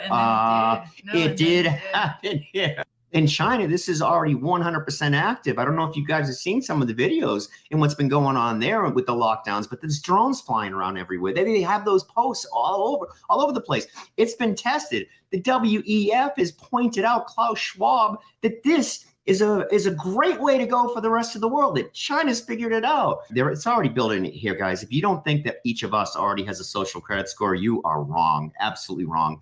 What they do is they measure your social credit score, your carbon credit score, right? What you're using, and then your what they're trying to get here now is the medical identity, right? They want all of us to have a medical ID so that they can have I really believe in the past few years that they've collected so much data and information on all of us that they know me better than I know myself, with the way that I respond to things, with the way I interact with the material I'm looking at, with the comments that I leave, what I like, what I dislike. Well, who's they? Who's they? Yeah, that's the whole point. They Whoever are those they are unelected officials, the rich, the elite that have an idea of where the world's going. The only way we can stop them is to come together and fight back at a very local level. Don't let them put the cameras up. We love you guys. If you haven't set up plans to come to Thunder Canyon in 2023, we got some good stuff planned for you. So, make your reservations at Thunder Canyon. Come on out and visit us. Look at all the amazing things we're doing here and how we're preparing our community to deal with whatever whatever the world throws at us. We'll see you in the next video, guys.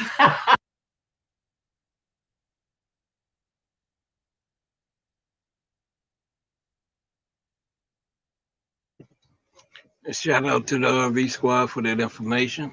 Very good information. I'm going to continue on so we don't keep you too late tonight.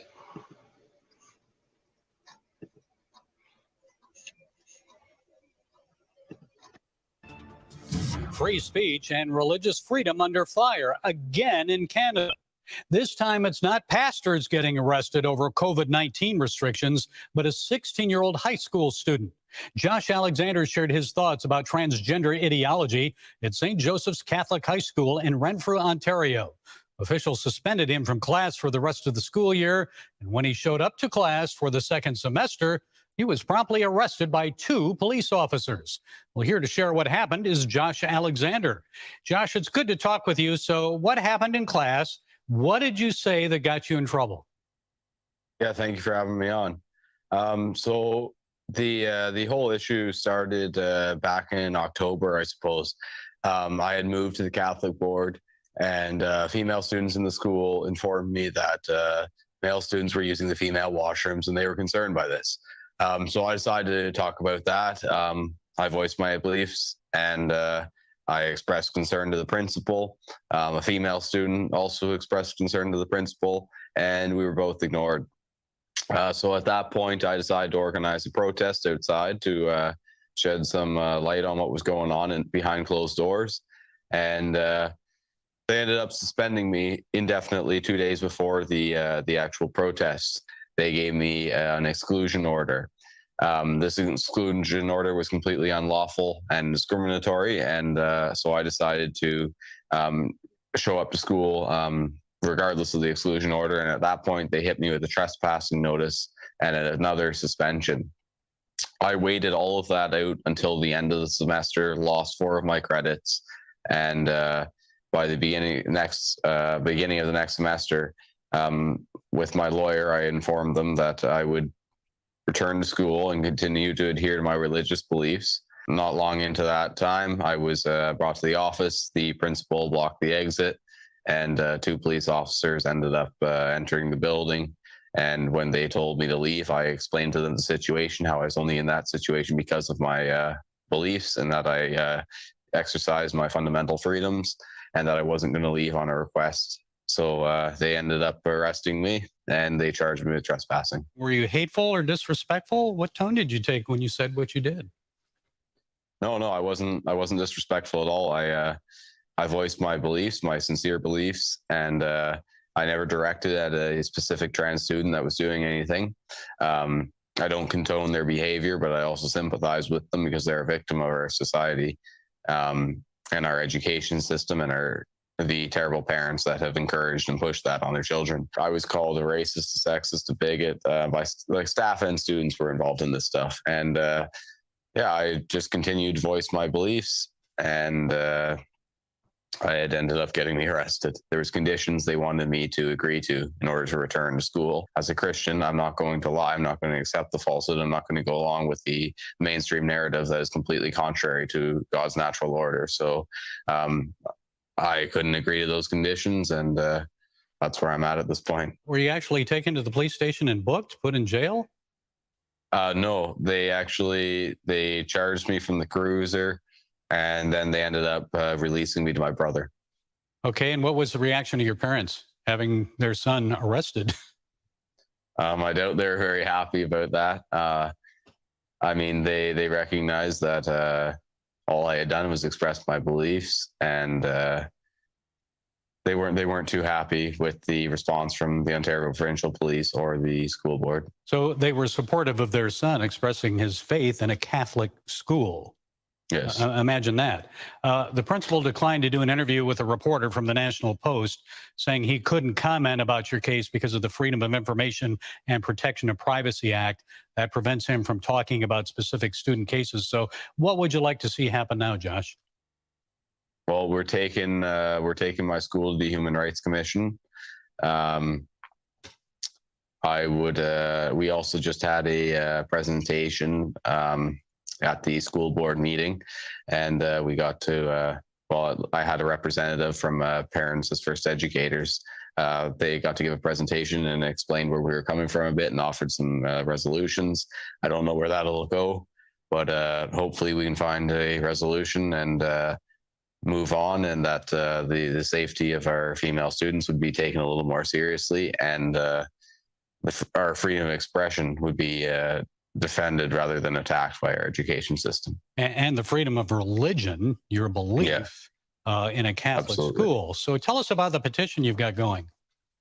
Yeah, we've got a petition. You can find it at libertycoalitioncanada.com, and that's probably, we've got some plans that we haven't yet released, but that'll come in handy. So if you want to support what we're doing, just go ahead and sign that petition. Okay, and finally, Josh, how important is your Christian faith to you? Tell us about your relationship with Christ. Yeah, it's incredibly important. I probably wouldn't be here today if it wasn't for it, and I recognize that our freedom of religion is under attack, and like I said earlier, God's natural order is under attack. The family unit in general is being attacked from every angle, and they're starting with the youth.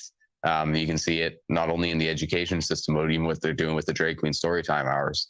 I was actually arrested the day after at the school. I was arrested twice in 2 days because I was quoting scripture outside of a Drag Queen Storytime, and the police arrested me for that and charged me again. So I would say my faith plays a fairly large role in it. I'm not going to silence myself. We're told to go into the world and preach the gospel, and that's what I'm going to continue to do. Yeah, we'll see where that goes. And there are consequences in a fallen world when you do that, right? Yeah, absolutely. Okay, Josh Alexander, all the best to you. Thank you for sharing your time and thoughts. God bless you.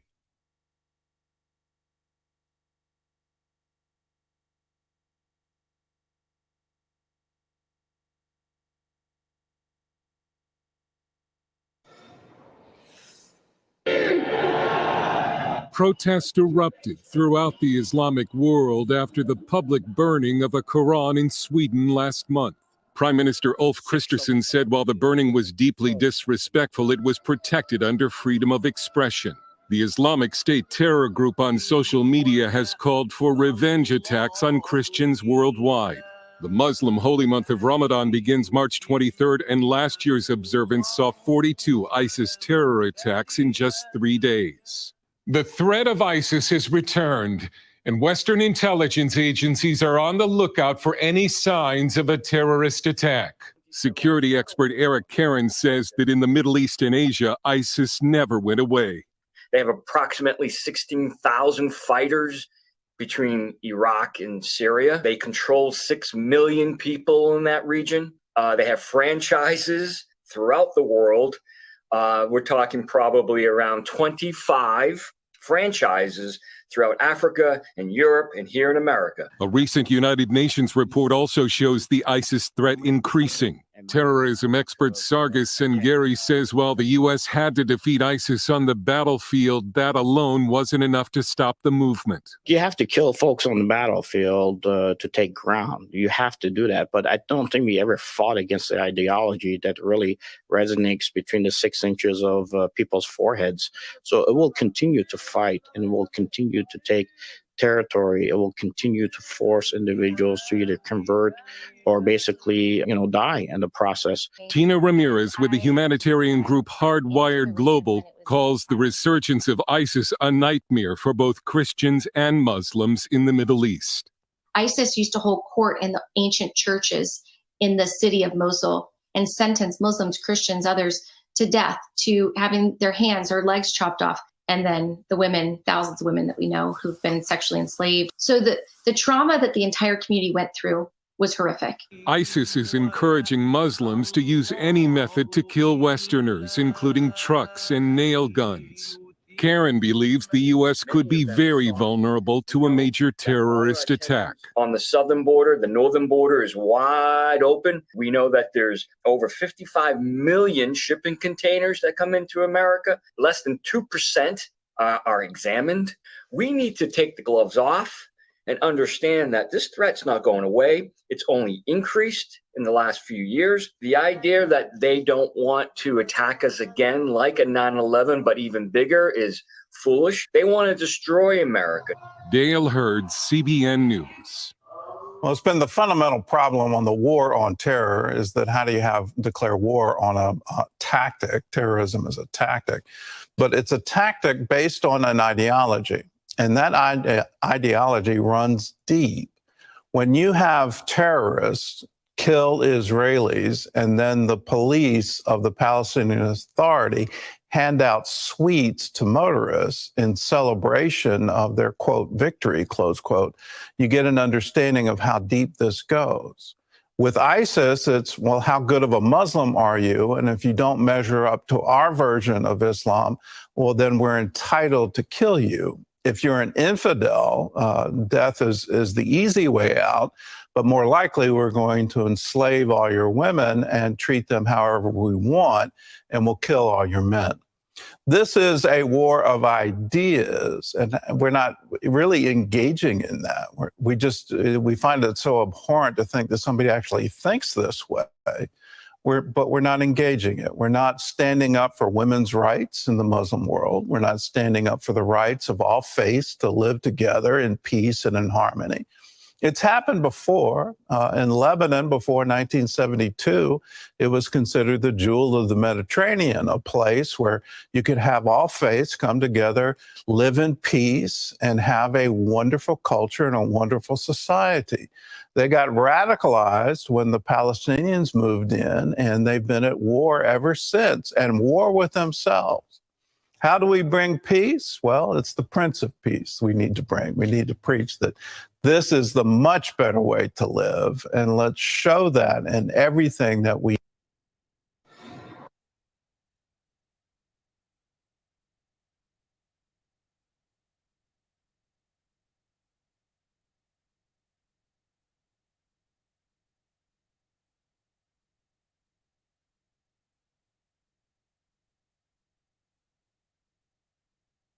It's the end of America. I've been saying to people, silver is still 50% its all-time high of $50.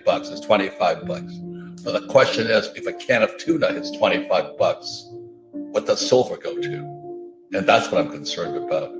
But it gets worse. It just gets worse. Well, there's a guy, Jordan Peterson, he's a Canadian, and he talks about, he says, you think tough men are dangerous, and Trump was a tough man. But he says, watch what weak men will do. And this guy Biden is the worst I have ever seen. Man is senile. And today what's happening is Russia and China are now ganging up on the US. It's really a dangerous world right now. It's getting worse.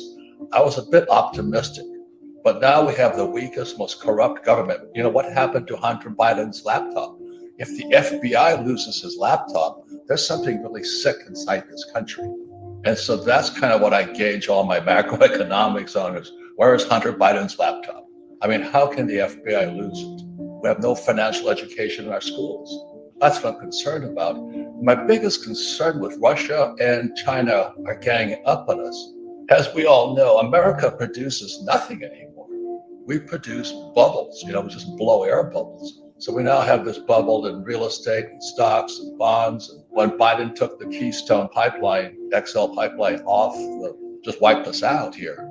Inflation goes up and the average American doesn't have $1,000. 40% of Americans don't have $1,000. And so when inflation goes up, we're going to wipe out 50% of the US population. And that is when revolution starts. If and when, and it will come down, the stock market crashes, the 401k, the old guys like me are toast. You know, we don't have a retirement. Our pensions are bust. So what we have are three things is our treasury is out of control. We've lost it. Our entitlements out of control. And now we're at war in the Defense Department. So our debt to GDP is out. So every time, I wish I could have some good news. So that's why I did the tuna can to a silver eagle comparison. We're in trouble. As we all know, there's insiders to every deal. I don't have any stocks. You know, I don't invest in the stock market, but they're my companies on the stock market. So the best deals are always done early. So when people say, do you invest in Bitcoin? Yes, when it was $6,000. We've got to know what's real today. And that's what I'm saying. We have the weak leadership in world history. America's in serious trouble. So I want to find out what's real. And China and Russia are now ganging up on us. We went to Venezuela and Iran to buy oil from them. And this guy Biden cuts off our oil supply. Everybody talks about intrinsic value. What is intrinsic value? I can eat tuna. That's valuable. And if you're starving, I'd rather have a can of tuna. I like to make fun of things because otherwise people can't hear you. They get too serious about this. So I'm just saying that we're in serious trouble and it's getting worse. That's what terrifies me. If they go to the government crypto, the government Bitcoin or whatever they call it, it's Big Brother at that point. They're going to be knowing everything you're doing. For years, I've been buying those green canisters of silver coins because the government can't trace them. I can use them for money. So I can go anywhere in the world with a silver coin and spend. I can go with a gold coin and spend it without being traced. Not that I'm hiding anything. I'm just sick and tired of this government. I don't trust them. As I said, if Hunter Biden's laptop disappears in FBI custody, we have a serious internal problem here. And so that's why I tongue-in-cheek tweeted that I'd rather have a can of tuna right now than a silver coin, just to get ridiculous because I can eat tuna. I cannot eat that silver coin. I can spend it. Always remember, America has stopped producing products. We produce bubbles. Now, the good thing about a bubble is when they burst, everything goes on sale. And so in 2008, I waited till about 2010. I borrowed $300 million because debt is money, as you know, after 71. And I began buying real estate at bargain prices. So just recently, the repo market inverted again, which means we're going down. It means recession's ahead. But my concern is now revolution, because when people can't afford to eat tuna, we're going to have rioting. So it's a whole different type of bubble burst. When Biden took us off the pipeline, oil prices went up. Oil produces fertilizer. And when fertilizer is no longer cheap, people can't produce food. And the average American has nothing. 40% of Americans have nothing. Inflation is going to make them very upset. A stock market crash will bring down the baby boomers. So we're in serious trouble here. So I'm just being ridiculous in my tweets because it's better than listening to Biden, that I'd rather have a can of tuna right now. That's what I'm saying, is that at least I can eat it. I'm a U.S. Marine. You know, I fought in Vietnam twice as a pilot. I've seen what happens when people when the communists, people can see it in the Ukraine, communists always kill civilians. And that's what people don't realize. And as a Marine, they sent kids and women after us.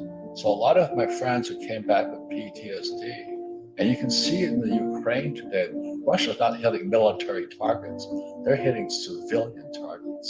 And when you understand communism, is I am a student of communism. They don't know what Marx said, but what Marx said, they had to have the poor get poor and the middle class come down. And that was the recipe for revolution. And I see Biden doing it. When he took the Keystone XL pipeline and took us off of it, and oil prices went up. Now the thing is, I got richer because I produce oil. I don't invest in Shell or Exxon and all that. I invest in oil wells. So when oil went from $30 a barrel to $130 a barrel, I got richer, but I also got more concerned for my fellow human beings. They can't afford to live at $130 a barrel oil. And so that's why in my tweets, I just get ridiculous about it. Hopefully somebody will listen. I'm doing my best to explain to people. I'm a US Marine. I went to the academies. When you see the Russians hitting civilian targets, it doesn't register in most people's minds because Americans haven't seen war. If you understand that communists kill their own people, Mao killed his own people, Stalin killed their own people, Americans try and stop that from happening. And then our own press, I mean, I came back from Vietnam in 73, I got spit on, hit by eggs, called the baby killer.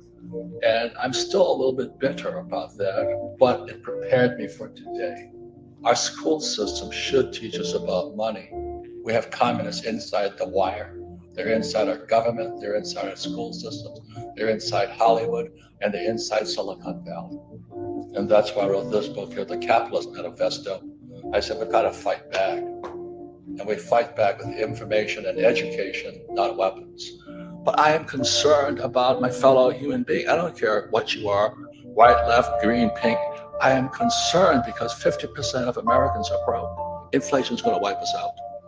I simply don't trust my government, especially this character Biden, and I don't trust the Fed, I don't trust the banks, and I don't trust Wall Street. So it's pretty simple philosophy. In other words, what I say, if you can print it, I don't want it. So if you can print the dollar, I don't want it. You can print the stock, I don't want it. You know, I want something I can see, touch, and feel what's real, find out what's real. So as you know, I've been a gold bug since about 1971 when Nixon took the dollar off the gold standard. And I'm becoming more fanatical, not less. I literally have tons of gold and silver, tons, because I own gold mines. I graduated from school in New York in 1969, and I had a high-paying job. I'm an oil guy, so I sailed for Standard Oil under oil tankers. So my background is oil. But I still joined the U.S. Marine Corps in 1969 to go fight in Vietnam. And Marines don't fight for Democrats or Republicans, liberals or conservatives. Marines fight for our freedoms. And so when I saw our freedoms being taken away, especially after the 2020 election, like, you know, Donald Trump's a personal friend of mine, I've written 2 books together. But when they took our freedoms away, that's when I went back to war. And that's why I'm willing to take the fire from the liberal academic left. I'm just concerned about our country and the world, especially this guy Klaus Schwab and the World Economic Forum. And what the hell are they doing? Why aren't we fighting back? So that's why I said I had more to lose than to gain by writing the book. In 1965, I go to school, military school in New York. I had nominations to Naval Academy, West Point, and Kings Point. I took Kings Point. But my economics teacher, rather than have us read Keynes, Malthus, Ricardo, and Adam Smith, he had us read Marx, Stalin, Lenin, Mao, and Hitler. And so I realized, I hate to say this, but most academics are Marxists. And my poor dad was a Marxist. You know, the abolition of private property, a heavier progressive income tax is essential for the proper development of communism. And, you know, Biden just appointed, 87,000 new IRS agents to go after small business owners. So we're becoming a fascist totalitarian state. And most people think, well, paying taxes is, you're supposed to do it. If you look at history, the facts are America was founded as a tax revolt. 1773, I believe, Boston Tea Party. It was a tax revolt. We're not a slave nation, you know. And that's why I fight now. And that's why I said I better say something. because I went to military school. I fought in Vietnam twice, and I fight for freedom, and they're taking our freedoms. Again, it goes back to this book here. You know, Marx said, this is 1848, it's only about 50 pages, but it's a great read. He said communism would come in two phases. And the first phase was 1930, so this was 1848. He said communism would come in two phases. So 1930, the Berlin school sent teachers to Columbia University to teach the Columbia University Teachers Program. And that's when communism entered America as socialism. I was in school in New York in the 60s, and that's when the first rioting broke out at Columbia University, which spread across the country. And then the second phase happened, in my opinion, in 2020, when social media shut down the President of the United States. And that's the loss of our freedom of speech there. And COVID, you know, which was Klaus Schwab, how can they censor doctors? How can you get fired for speaking out against COVID? I just don't understand our loss of freedoms, and we say nothing about it. My point of view is communism entered America via our school system. You know, the BRICS nations are Brazil, Russia, India, China, South Africa. And he talks about how the Belt and Road Project now is going to affect 90% of the world's population, and they'll all be on the CBDC yuan. They'll be going into Chinese crypto, not American. So the US dollar, according to this guy, Andy Sheckman, is toast. And that's why it's Brazil, Russia, India, China, South Africa. They're going to take over the world with their own gold standard. I'm a gold miner and a silver miner, and I own physical gold and silver. I know no ETFs. My rule of thumb is, you know, if you can print it, I don't want it. What am I investing in today? Gold, silver, oil. I own the oil in the ground. I own Japanese breeding bulls, you know, Wagyu cattle. And so I don't sell the cattle, I sell the semen. It's called semen flow. It goes back to that story I tell. I'm a Marine pilot flying off a carrier off the South China Sea. And I find out Nixon took the dollar off the gold standard. I said, what does that mean?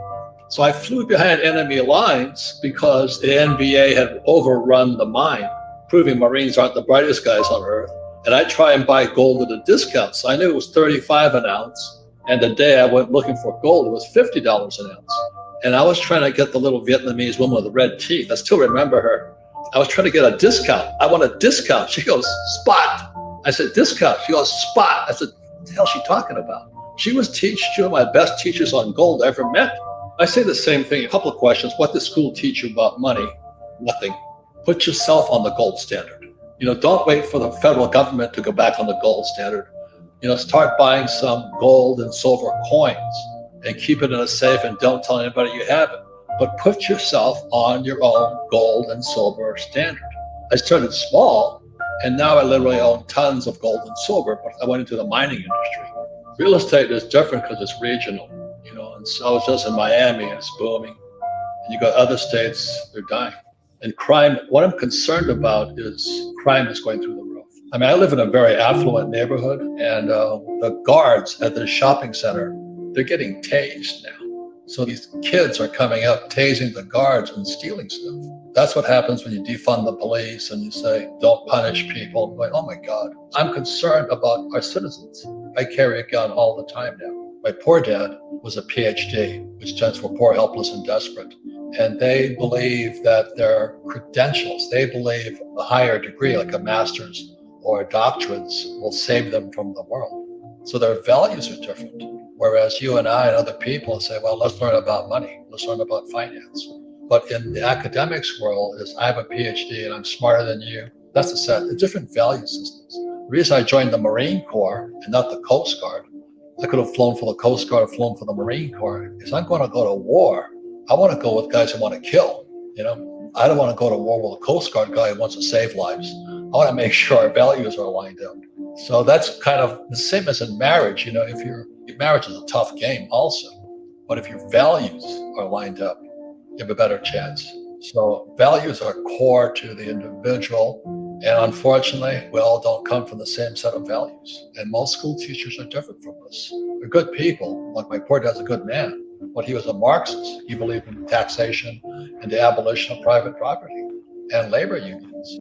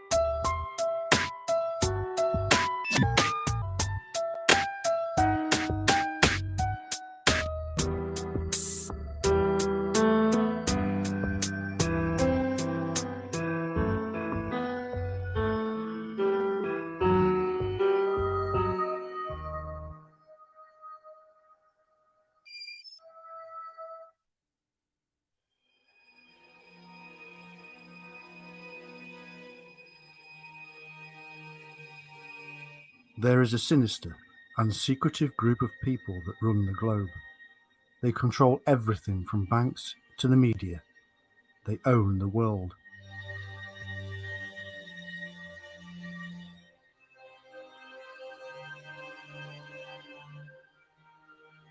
They own 99% of the world's wealth, and yet there are less than 1% of the population. They have special family bloodlines to pass on power from generation to generation. They have sacred rites and secret rituals. They have a belief system that stretches back in time for thousands of years to their very origin.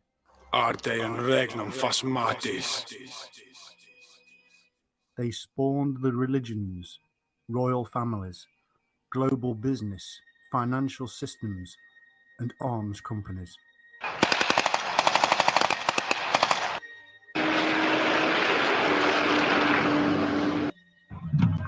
They created revolutions and wars on an epic scale.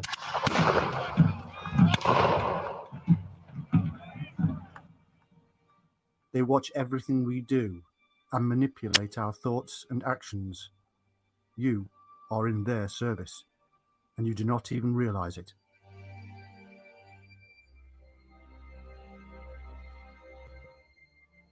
They have been doing all of this and more for thousands of years, and they have one goal in sight.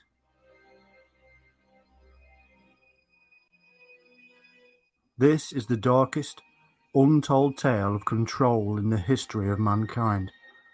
This is the story of what they believe, what they do, how they do it, and why.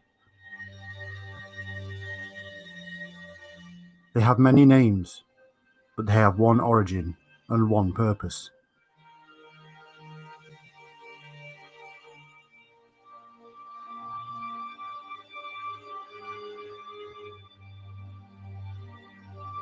And now we have tracked down their symbols, secrets, names, origin, and purpose. Using previously unknown and secret sources, we will reveal them. This is the Illuminati.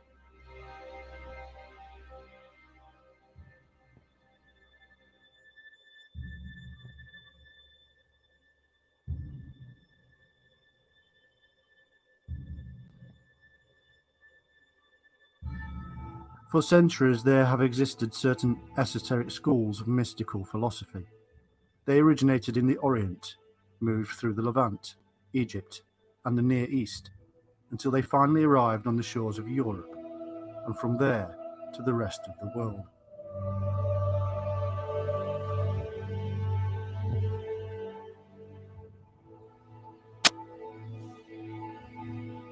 Hidden within these schools there are elements of Buddhism, Zoroastrianism, and Egyptian occultism, mingled with Grecian mysteries, Jewish Kabbalism, and fragments of Syrian cults.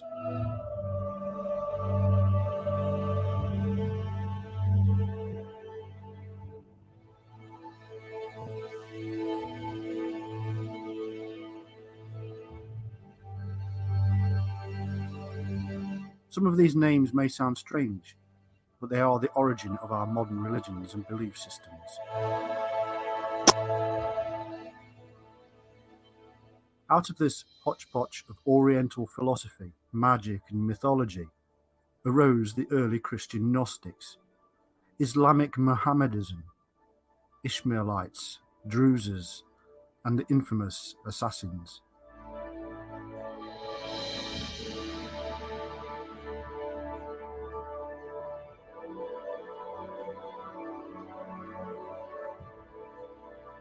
The Gnostics were the mystical element of Judaism. They wrote the Gospels of Christianity and hid within the text the real meaning of the strange tales. The same is true of most mystical elements of the various religions. From all of this arose the political religious movements of the Middle Ages. We know them as the Illuminati.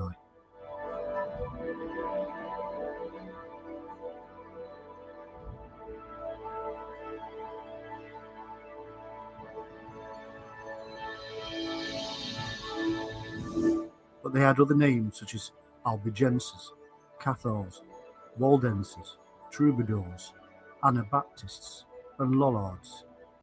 And from here arose the secret societies.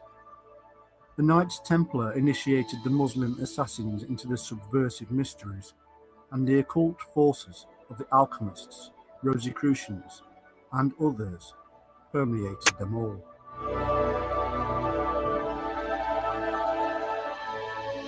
This is the real history of what we generally term the Illuminati. Through this understanding, we shall be able to see them clearly wherever they arise.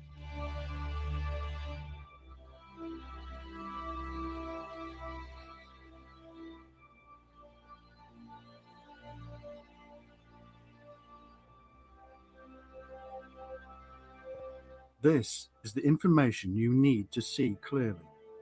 This is the hidden history of the Illuminati that you have never seen before, taken from secret sources that we have tracked down and are now about to reveal. Prepare to witness the might of the world's most powerful secret society.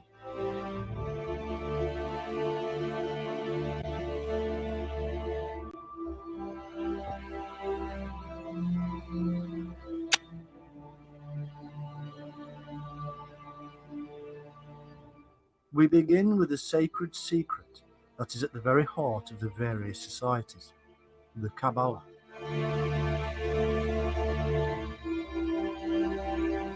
The Kabbalah is a mystical tool of Judaism.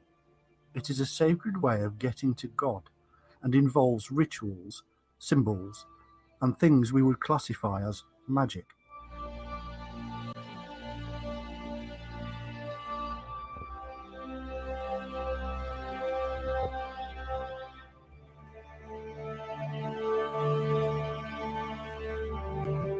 The Kabbalah is made up of two kinds, theoretical and practical. Practical Kabbalah is engaged with the construction of talismans and amulets. The theoretical is divided into literal and dogmatic. The dogmatic is the summary of the metaphysical doctrine taught by Kabbalists. It is the system of Jewish philosophy. It is the perception of the plan of the universe itself and the link which attaches all elements to a common principle.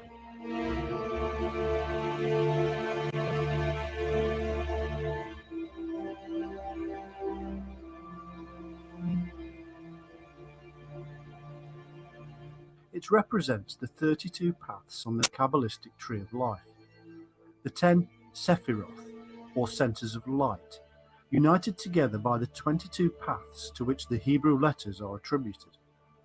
These are potent magical forces. The letters are divided into 3 mother letters, Shin for fire, Mem for water, and Aleph for air.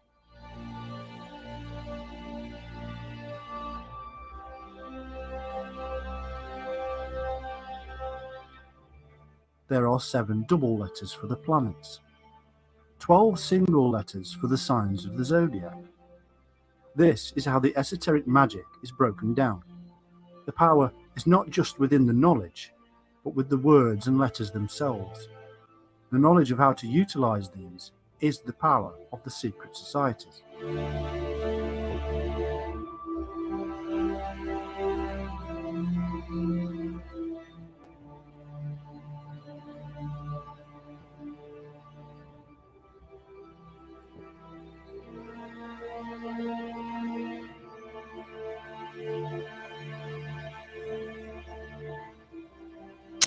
Uniting all of these devices is the spirit or ether, what they call in Star Wars the Force.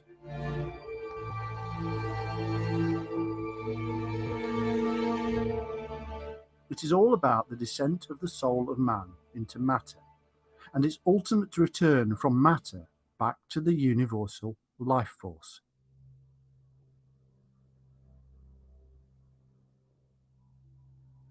This return is called illumination or enlightenment. Knowledge of this is thousands of years old, and yet science is discovering that energy cannot die, and hence our energy does in fact return back into the universal energy from where we came.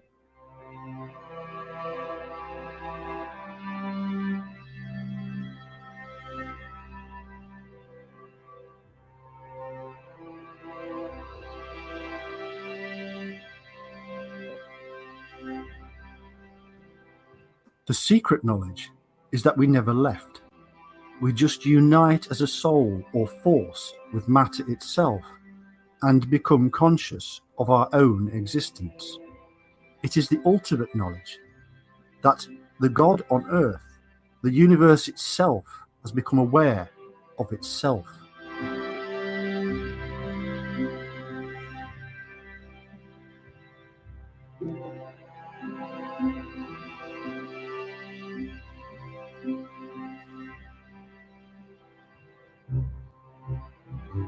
Imagine this knowledge in ancient times and how it would raise you up above others. The term we use, God, is not the only one they use. The secret term is known as the Tetragrammaton, Yod, He, Vav, He.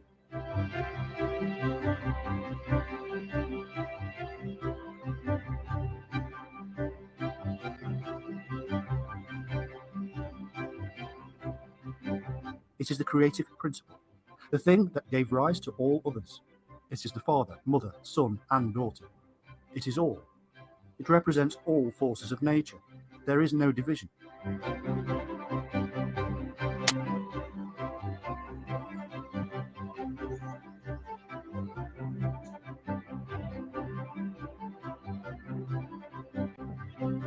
In the beginning, it divided, male and female, and the ultimate truth is that reunion is the divine force. This is the reason that sexual rituals across the world from ancient times were seen as sacred. It was the work of the creative principle.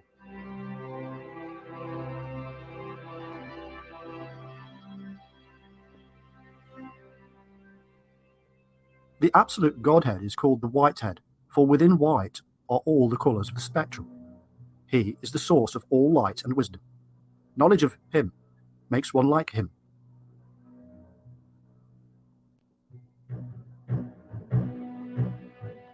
He is known also as the Ancient of Days. For all that exists, all that has been formed by the Ancient of Days, can only exist through the union of the male and female.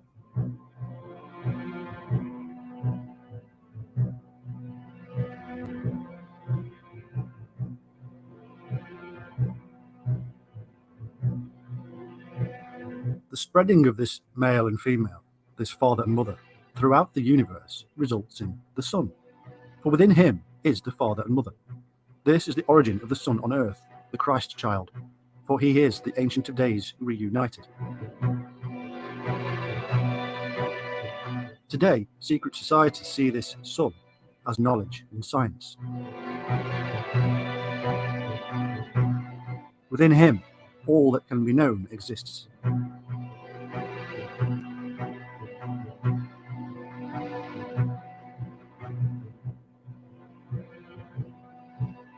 Knowledge of him within one's own mind allows knowledge of all that is. This knowledge can be gained in several ways. Meditation, prayer, isolation, and drugs are just a few examples. It is all about freeing the mind from the material, freeing the soul from matter.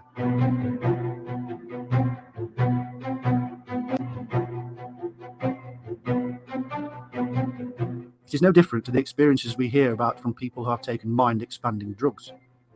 It allows creativity to flow. It sparks the creative principle that is within each one of us. We came from the universe. We are the universe. And within us all there exists the universe.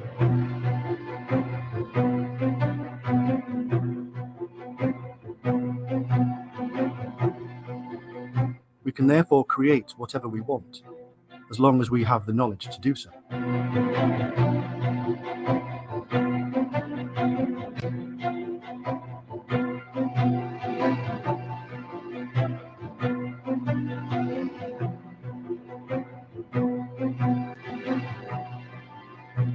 In sacred symbolism, we see these principles laid out before us. Often, it is the all-seeing eye, the symbol of wisdom, the one, unified Godhead. Often, it is a human with three heads, the Father, Mother, and Son. They are divided and yet together. Kabbalists state that the mind is like this, and that it is united by means of 32 pairs of nerves, which mirror the 32 paths of wisdom. Wisdom, therefore, is the path to the white head.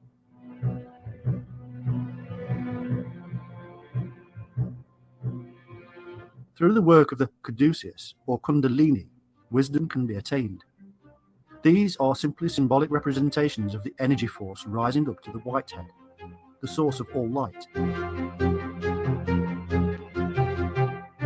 According to the Kabbalah, every form of existence from matter to the eternal wisdom is the manifestation of this infinite power.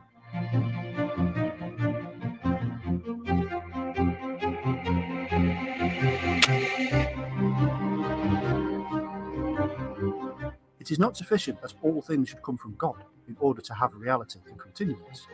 It is also necessary that God should always be present in them, that he should live, develop, and eternally reproduce to infinity under these forms. It is the ultimate fractal.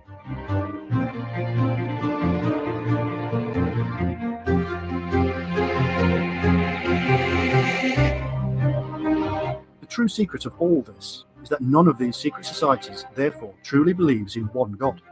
They are pantheistic, for there are many elements of the one God in existence, in order for there to be an existence. God truly is within all.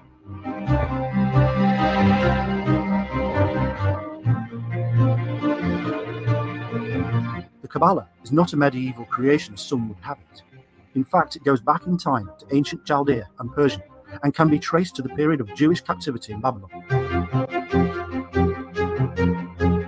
The Jewish scholars there adopted and adapted much older philosophies, and by doing so created a seed that would find its home in Europe centuries later.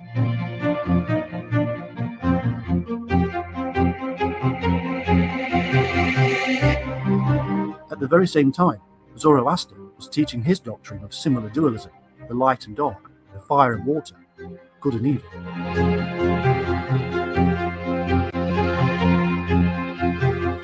The Jews took on these beliefs and 14 years later returned from captivity.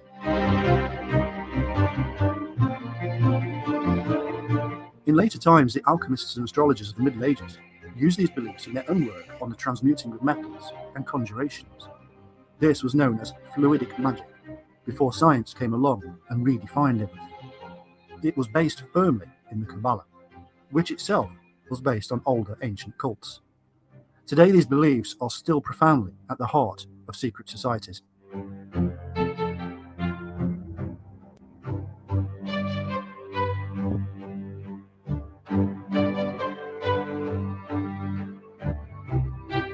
One group of Jews that would influence the world and the secret societies were the Gnostics.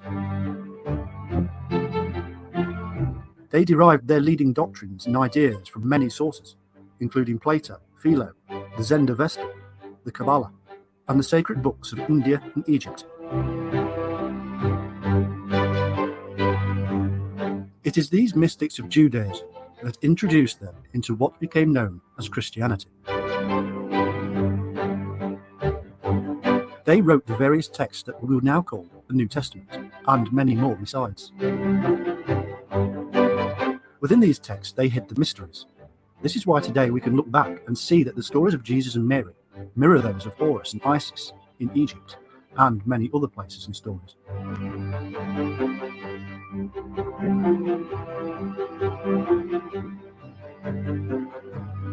These Gnostics brought together, for the first time, the mysteries of the world and gave them a double meaning, a practical and a theosophical.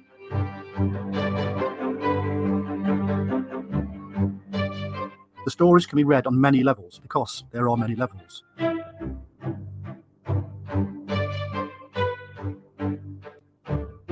These are not the works of a few Jewish scribes living in Damascus, but rather the accumulation of thousands of men over thousands of years.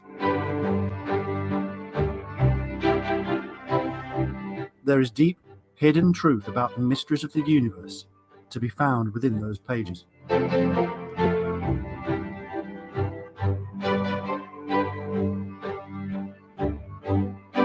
The great meeting of ancient mystics occurred in that lost city of Alexandria. Here, the Jewish-Greek school under Aristobulus and Philo merged with Asia, Egypt, Greece, and more.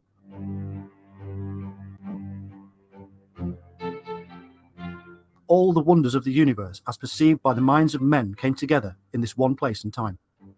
Aristobulus truthfully declared that all the facts and details of the Jewish scriptures were in fact allegories concealing the most profound meanings, and that Plato was in fact simply borrowing from what had come before.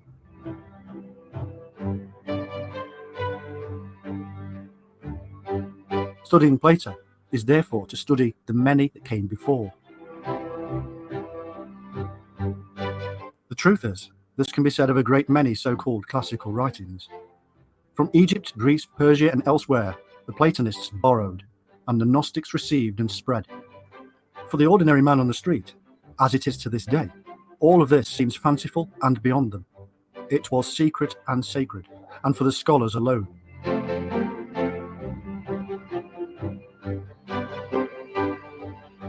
And yet, even today, our modern secret societies still hold to the belief that everything that exists emanates from a source of infinite light.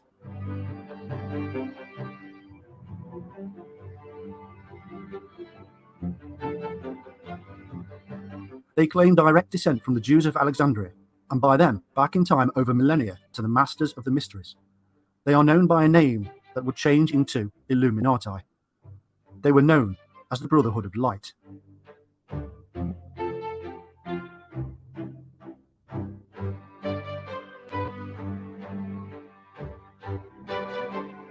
They preserved the learning throughout the Dark Ages, so called because of the loss of the light of learning. The highest development was in the Egyptian and Kabbalistic systems, and this was blended with Christian thought through the Gnostics and Neoplatonists. Its studies kept alive during the Dark Ages among the secret Jewish cabals, and it is still alive and hidden to this day among the modern Brothers of Light, the Illuminati.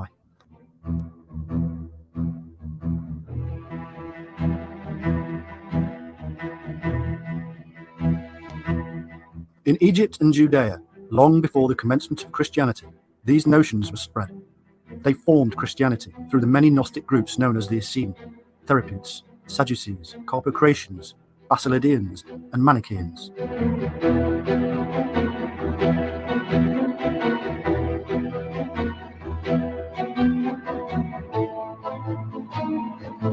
They all adopted the teachings and spread them into Asia, Africa, and Europe. They preserved the mysteries of the Temple of Solomon as a device for teaching about the truths of human existence and the grand architect.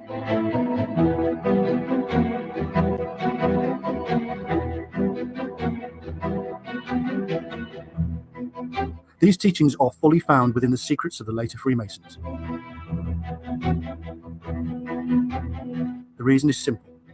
It is a long, single thread of secret societies that formed from the earliest of times. Knowledge passed on from one generation to the next, hidden in allegory and symbolism, and being rediscovered today through science.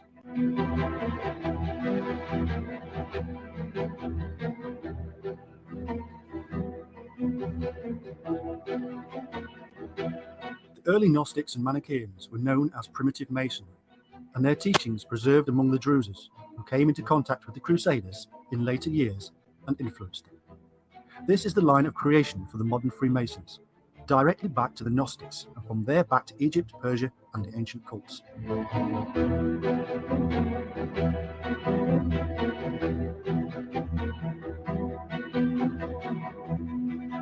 It can all seem confusing. Trinities, dualism, one God, pantheism. But in truth, they all relate. We can see this through the teachings of the Manichaeans. They taught pantheism and dualism, many gods of the one, and the division of that one God to ultimately reunite. The creative principle must have dark and light, male and female, in order to create, but the ultimate union brings about the creation of what was there in the beginning, the one God, the sun, the light. It is the symbol of the serpent eating its own tail, the coming full circle. One simple symbol depicting the ultimate truth.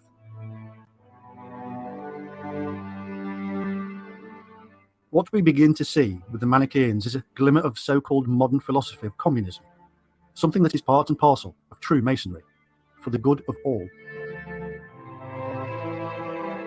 Nature, they said, reveals the two great principles, community and unity of all things. Human laws are contrary to the natural laws. Therefore, violations of the divine order of things. It was therefore necessary to institute community of lands and goods. Manes, the founder of the cult, disavowed war and human civil establishments as being created by the dark side. Possessions were condemned. For his beliefs, Manes paid the ultimate price of crucifixion, his message too radical for a greedy humanity. In later years, these beliefs found a home in the Ishmaelis, named after their founder, Ishmaeli. He knew that mankind could not be changed by violent revolts and open war. Therefore, he formed a carefully considered scheme to secretly undermine what could not be openly attacked. Over the years, his league of hidden rebels eventually succeeded in placing a man upon the throne. The long-term plans of these secret organizations must not be avoided. They do in fact plan decades and sometimes centuries ahead. Indeed, the degrees of initiation within the Freemasons of the Grand Lodge of Wisdom in Cairo were given by the Ishmaelis. They were called the most ancient and precious degrees of the Eastern secret societies and spread into the West from Cairo. The founder of the Ishmaelis was called the founder of the path and a God-made man. It all revolved around a method of controlling the mind. By reducing a man down and rebuilding him, one would own him. And here is the crux of the matter, and a reason for concern in modern times. Secret societies were rapidly becoming more than just a method of passing on true wisdom from generation to generation. It was now becoming a tool for control, for manipulation. Methods were being employed that turned men into sheep.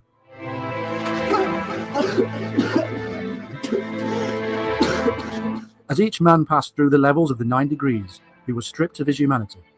As soon as the proselyte arrived at the 9th degree, he was ripe to serve as a blind instrument to all the passions and above all limitless ambition for domination. The philosophy was reduced into a simple phrase: believe nothing and dare all. Religion was destroyed in the mind of the follower. All morals were eradicated. There was no other aim than to realize the projects of the masters, for whom it was said, nothing was sacred. The secret instructions were simply to practice and gain great sleight of hand, so as to fascinate the eyes in order to work the miracles which are expected of you, to fool all. Today, the numerous sects, Kabbalistic and Illuminati, much the same methods are used and the same doctrines taught. Nothing is sacred. Everything is acceptable to achieve the master's goal. Over thousands of years, they were finally turning to the dark side.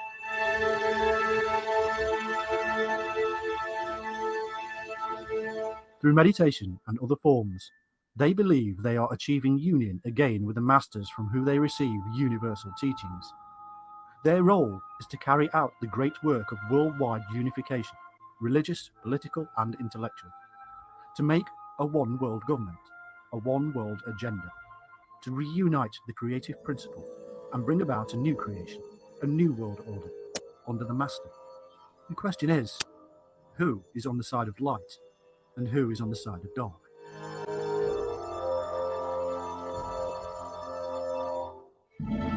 We can see an element of the dark side originating around 1090 AD, when Hassan Sabbah founded the Assassins. He had fled the House of Wisdom in Cairo because of his intrigues. He created a fortress when he bought the castle of Alamut on the Caspian Sea. Over time, he would gain many more. His assassins would strike terror into the heart of many, and he obtained great power. He assassinated caliphs and viziers. On his death, he was replaced, and the head would always be known as the Old Man of the Mountain. It spread far and wide and gave the British Empire a lot of trouble in India under the guise of the Thuggis. In the early years, they came into contact with, and often worked with, the Christian order of the Knights Templar, both understanding the mysteries in the same way. Indeed, these assassins were not true Muslims at all. The third degree in their initiation stated the denial of the truth of the Quran and all other sacred scriptures. They each learned the many names of the brothers of the order, royal, sacerdotal, and patrician, in all the parts of the world. They were to learn the allegorical meanings of the Quran and sacred scriptures. In fact, the amazing truth is this, that almost all the degrees of the assassins meet and match those of the 18th century degrees of the Illuminati. The reason, of course, is simple. They were one and the same. They were yet another name emerging from the darkness of a hidden order that had been influencing history for thousands of years. All things were allowed as long as it benefited the order, and this is still true to this day. In each of the many faces of the Illuminati, the sacred oaths are the same.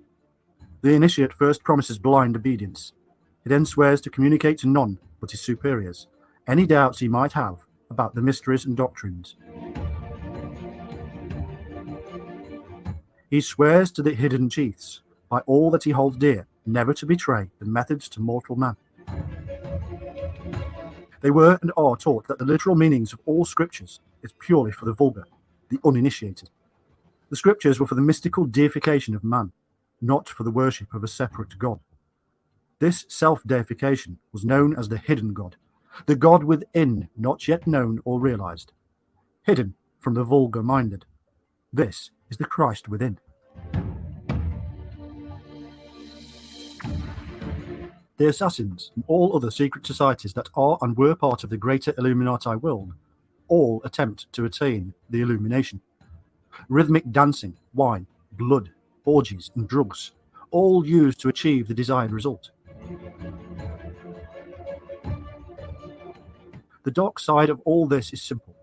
These methods became utilized to actually control those who believed they were being freed. They were being hypnotized in a similar way to the American secret operation, MK Ultra, did in the late 20th century. They are given a taste of paradise to come and promised eternity, and for this they swear allegiance to the Grand Master and will do whatever he bids. The assassins also had a hierarchy we can see in many other orders: a Grand Master, a Grand Prior, Masters, Companions, Guardians, Aspirants, and Secret Brethren, mirrored almost perfectly by the Freemasons. The Grand Master, or Old Man of the Mountain, had 7 invisible imams who were used to overthrow governments in the same way the Illuminati did in revolutionary France. They mirrored the Knights Templar, even though they were supposedly on different sides of the religious fence.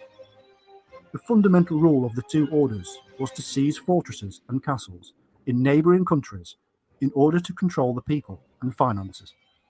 In essence, they united in this operation and even fought side by side. They were, and still are, a secret state within a state, ruled by secret sects that are part of a universal world state, ruled ultimately by the Illuminati masters. A supposedly separate sect at around the same time were the Druzes. They also originated in Egypt and were blamed for causing riots in Cairo. But this sect we see a prediction that would be repeated in other so-called separate orders, and which seems to run as a thread throughout time and across the world. They, like today's Islamic State, predict the end of the world as we know it, and a new one to come. This is a long-standing prediction, and one that strangely may yet come true. They held that the end of the world was at hand, and will be signalled by a mighty army from the east, under the guidance of a universal mind. The army will come from China, and Christians and Muslims will surrender and march towards Mecca, where the divine will appear before them.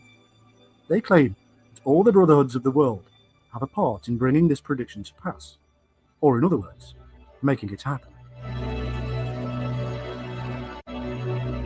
All of these Oriental beliefs are in fact the same. They all originate thousands of years ago in the Syrian and Persian secret sects, who had come to an understanding or enlightenment regarding the existence of mankind, the light within and within which all knowledge was held. Whether they used drugs, dervish, or meditation, the result was the same, the realization of our place in the universe. These beliefs were taken over by the dark side, who started to use it for power and control, and to bring about the unification of a one-world government which they control.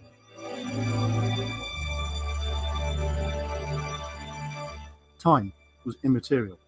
The plan would come to fruition eventually, and the final throes of this plan would entail a massive Third World War, within which Islam and Christianity would somehow play a vital role.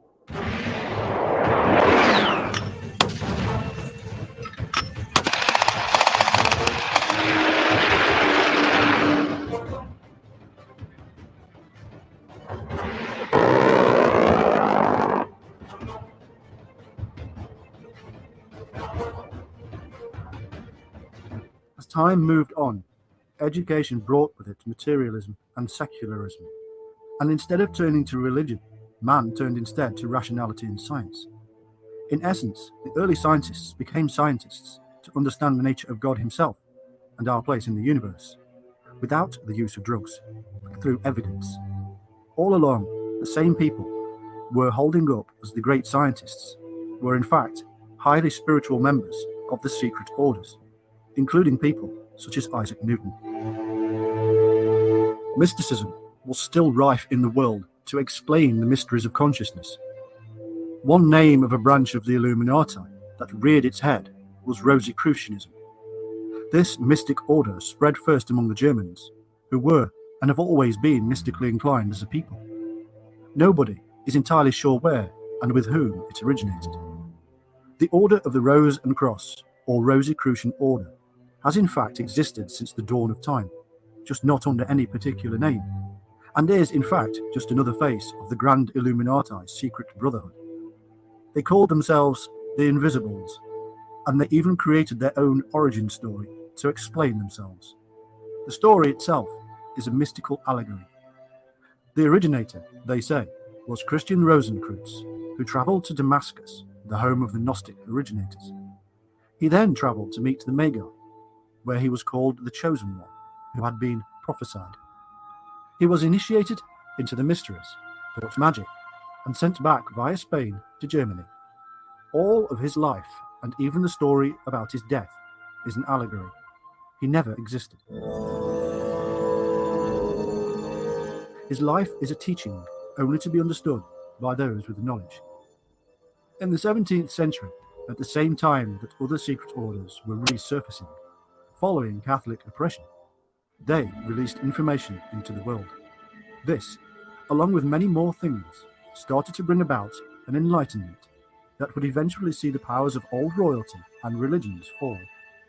Their manifesto was simply to appear to be special and chosen, to attract others to a promised enlightenment, and to push them to revolt against a divided world of power-hungry royals.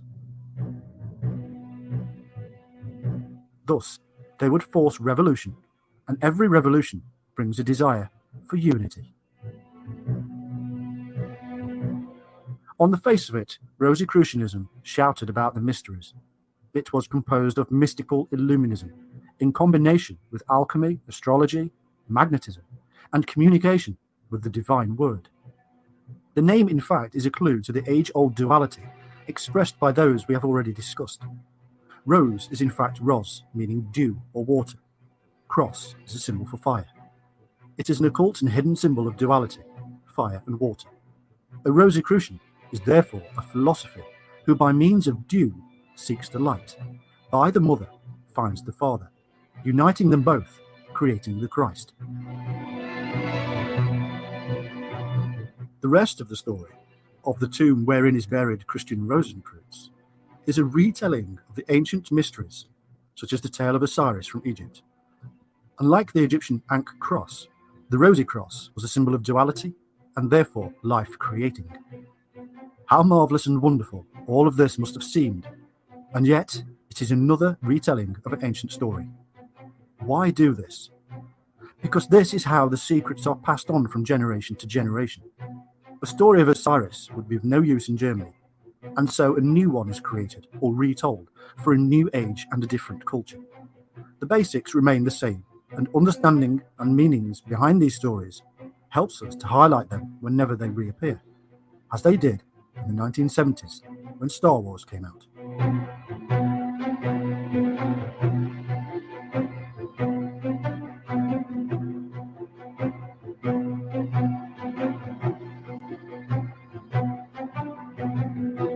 Freemasonry, a long-standing occult-based secret society, has all these stories within it and more.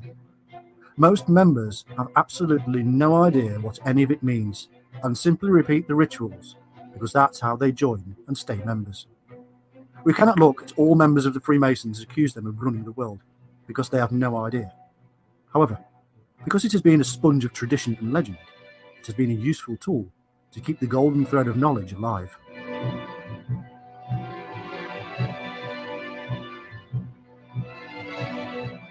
It has also been a useful global tool for high-powered members of the real Illuminati to manipulate, as it did so in the French and American revolutions, even to the murder of presidents such as Abraham Lincoln.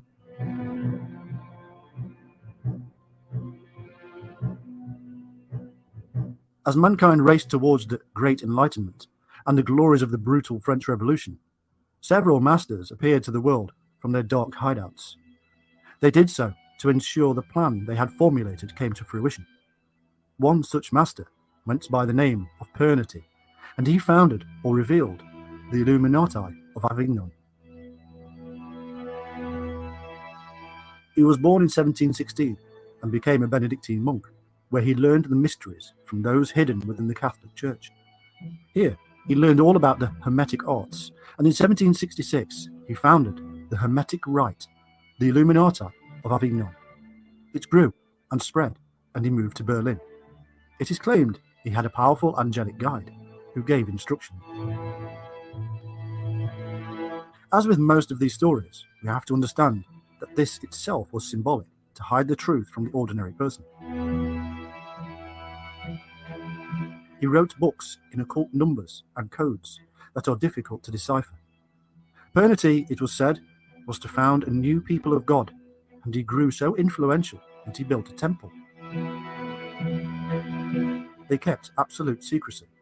They did their work, spread the mystical ideas, and rebuffed the old ways. Their influence was at large. When Pernety died, his huge numbers of followers were simply swallowed up by another branch of the secret Illuminati, the Martinists. These Martinists were based in Paris, where their work was coming to a final conclusion with the French Revolution.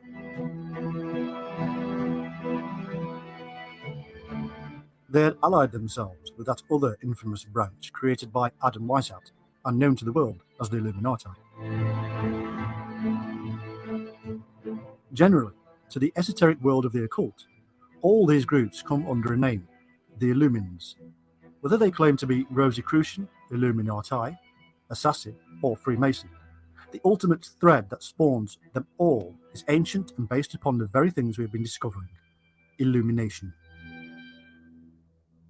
The Illumins exercise extreme secrecy and influence society in multiple ways. As the Comte de Vereux pointed out just before the French Revolution, there is a conspiracy being plotted so well planned and so deep that it will be very difficult for religion and governments not to succumb to it. He was, of course, totally correct. and religion and government did succumb.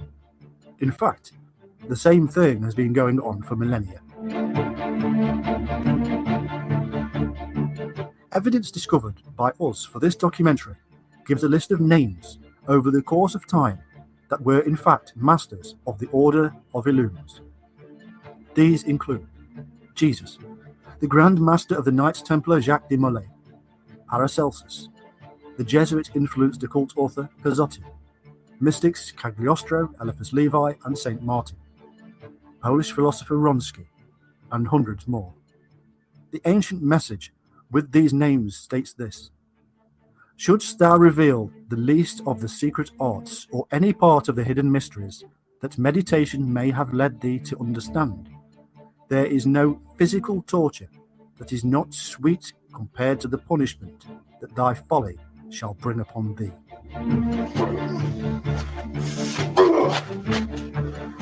Their purpose is also revealed, as the masters are committed to work with all their strength to establish on earth the association of all interests, the federation of all nations, the alliance of all cults and universal solidarity.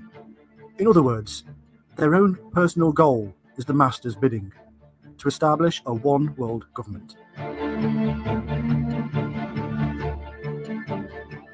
This text is from 1913, not 1713, and comes from the same sources. It proves, beyond doubt, that the establishment of a one world government has been an ongoing affair for a very long time. At the time, the plans for the First World War had been completed, and they knew this particular revolution would not end until the 1940s. As the French Revolution was getting underway, the hidden order of the warrior monks, the Templars, was resurfacing. Their aim, of course, just like that of the Freemasons, was to re-establish the Temple of Solomon.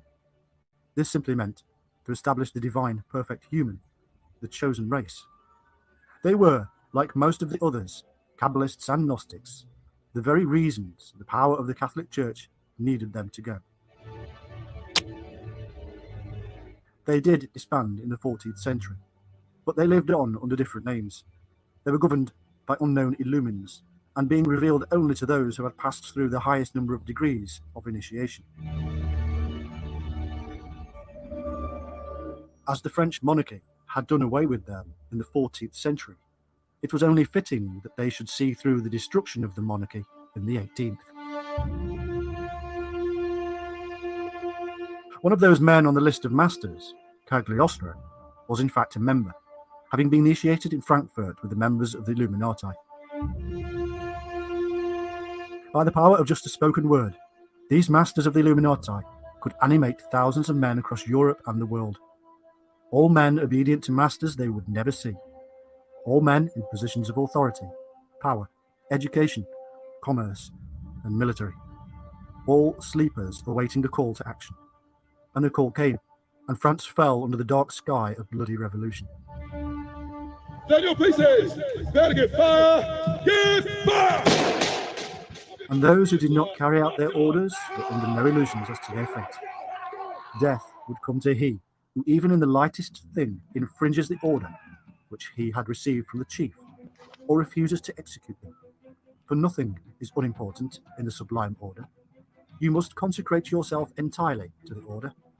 The secret government, but not less powerful, must lead other governments towards this noble aim, without, however, allowing itself to be perceived, except through the universal opinion and assent of society.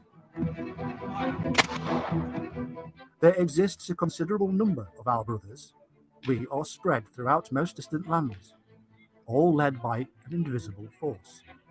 If you desire only to be a perjurer and a false brother, do not pledge yourself among us. You will be cursed and unhappy. Our vengeance will reach you everywhere. Strong words indeed, and these words came to the initiate years before he would be allowed to see any real secrets.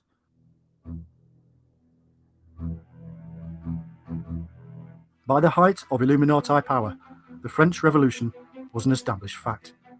Secret societies under various guises, and yet all united, had brought about a massive change in the world, and would do so again and again.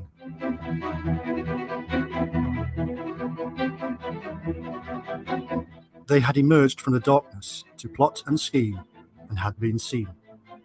French observer de Luchette wrote, "There are a certain number of people who have arrived at the highest degree of imposture. They have conceived the project of reigning over opinions and of conquering not kingdoms nor provinces, but the human mind. This project is gigantic and has something of madness in it, which causes neither alarm nor uneasiness. But when we descend to details, when we regard what passes before our eyes of their hidden principles, when we perceive a sudden revolution in favor of ignorance and incapacity, we must look for the cause of it. And if we find that a revealed and known system explains all the phenomena, which succeed each other with terrifying rapidity, how can we not believe it? Observe that members of the mystical confederation are numerous in themselves. If several men mix together half qualities, they temper and strengthen each other. Some watch while others act, and this formidable ensemble arrives at its goal. It was according to this that the sect of the Illuminati was formed. One cannot, it is true, either name its founders or prove the epochs of its existence, or mark the steps of its growth, for its essence is the secret.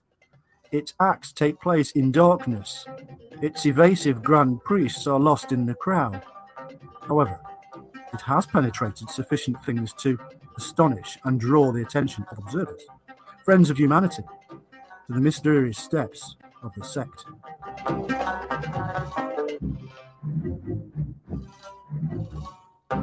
The roles of this particular branch of the Illuminati were simple. They were an active spy ring, operating espionage, terrorism, and infiltration. They spread rapidly and ran so deep they even infiltrated other groups that were part of the whole. Through their unique use of the confession, they sought out opposition and eradicated them. In league with the secret assassin groups, Templars, and others, they saw through the biggest political upheaval in European history until the world wars were brought about.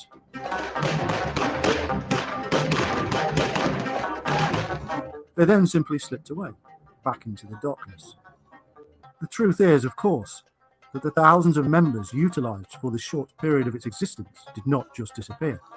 They simply moved sideways, back into their other orders, such as the Freemasons.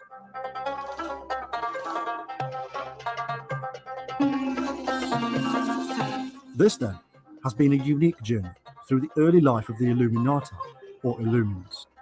We have seen that their origin goes back many thousands of years, back through the latter-day Illuminati to Freemasonry, Templarism, alchemy, Gnostics, and beyond.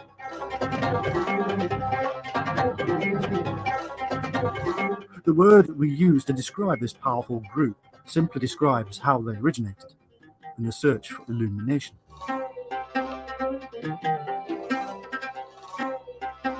We saw how their origins were in the search for truth, for the answers to ultimate questions. In searching, they discovered, they named, held dear, symbolized and allegorized, and in so doing, they jealously hid the secrets.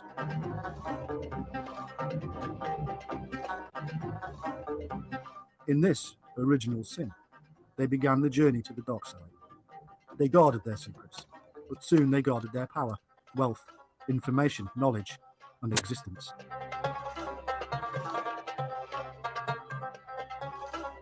They plotted against those who disagreed.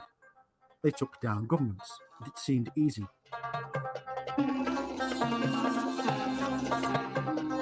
They had the power of secrecy, a power that is worth more than any fortune.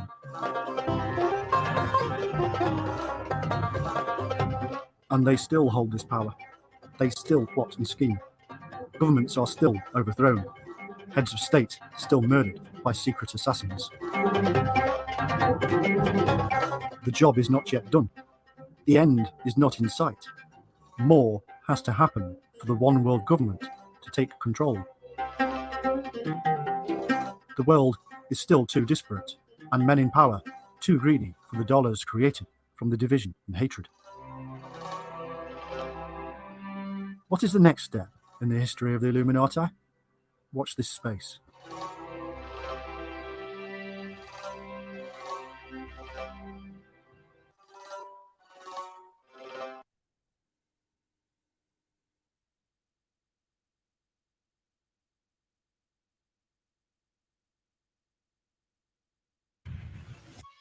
Who are the Bilderberg Group? And why do they meet every year? What do they talk about? And why the secrecy? Do they intend to rule the world? So over there, the world's power elite are gathering. We all talk about a democracy that isn't there. People want to know what's going on, what we're talking about. A global tyranny that would have made George Orwell wince.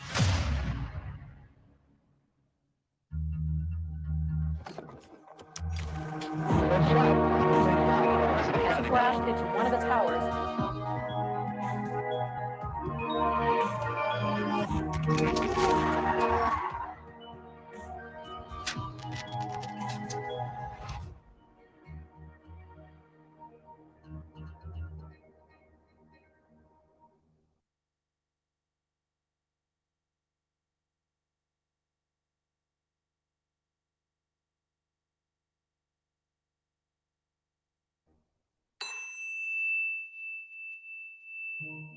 Why is it that for years it was even denied the Bilderberg Group even existed? There are splits among the people who run modern capitalist societies, and so they have meetings. Is the Bilderberg Group the true elite that rules the world? Do they manipulate presidents and economies to their advantage and manipulate us to believe that we have a voice and a choice? By the time I was born, both my grandfathers had died already, but I heard many stories about them. What I gathered from these stories is that I must believe in myself and have principles, and that many times an idea can be more important than oneself. I did believe in myself, and when I moved from the world of economics to the world of theater, I witnessed that dedicated group effort in theater troops is what makes an idea succeed. I also learned that even though I may sometimes be a romantic, I always reject any form of injustice. It is not strange that we hear of individuals forming groups with the intention to hold power and rise above the people and democracy. Bilderberg Group. Bilderberg. Bilderberg Group. But there is one group which many people believe is the board of directors of the world, the Bilderberg Group. Who are these people? The billionaires, politicians, bankers, and European royalty. So over there, the world's power elite are gathering. People want to know what's going on, what we're talking about. If we cross that police tape, we'll be arrested. For me, what is said about the extra secrecy of the group raises questions. What are they trying to hide, if they are hiding anything? But even with their strict confidentiality, we may know a few things. We know, for instance, that the Bilderberg meetings were initiated by Prince Bernhard of the Netherlands in 1954 in the Bilderberg Hotel in Holland.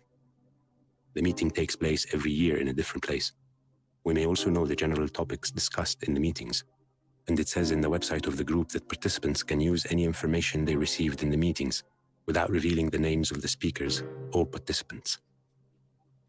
David Icke is a British journalist and a famous conspiracy theorist who has researched the Bilderberg Group and wrote more than 20 books. Can you tell me about when the Bilderberg Group first met and for what exactly? The Bilderberg Group first met in 1954 at the Bilderberg Hotel in Oosterbeek, Holland. To understand the timing of the creation of the Bilderberg Group is to understand what World War II was really about. Wars are used to transform a society.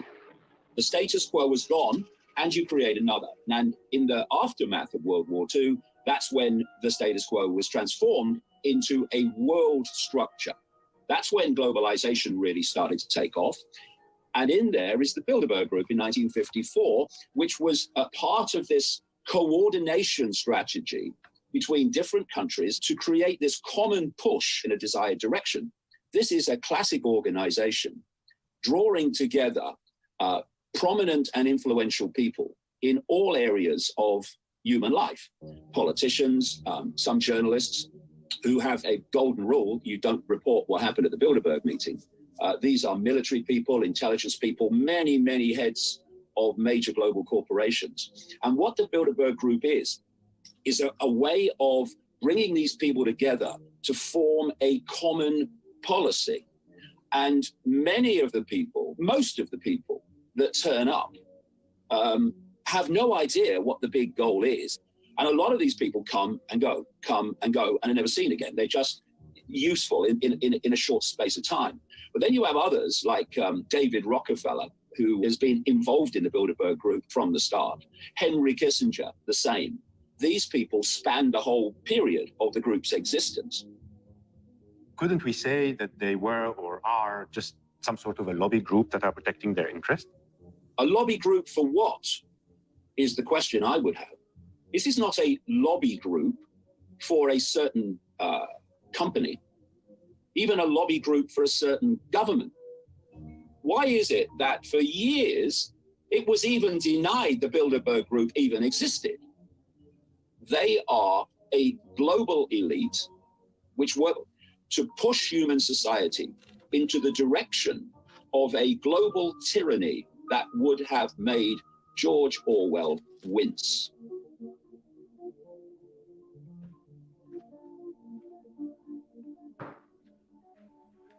What are you thinking about? We can't just keep blaming everyone else for everything wrong that's happening in the world. We blame others when we feel powerless. The question is, maybe they're not a secret society and they're just a private one.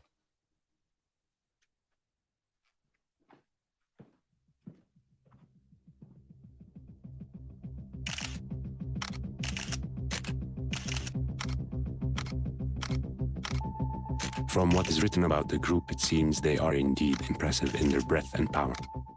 But there are other powerful groups that meet regularly, like the G7 and the G20. The major difference here is that those meetings are not secret. If the Bilderberg Group is indeed the shadow world government, well, they are doing a terrible job. Or maybe they are getting exactly what they want. And is it really true that after they discuss something in their agenda, then we see surprising effects in the real world?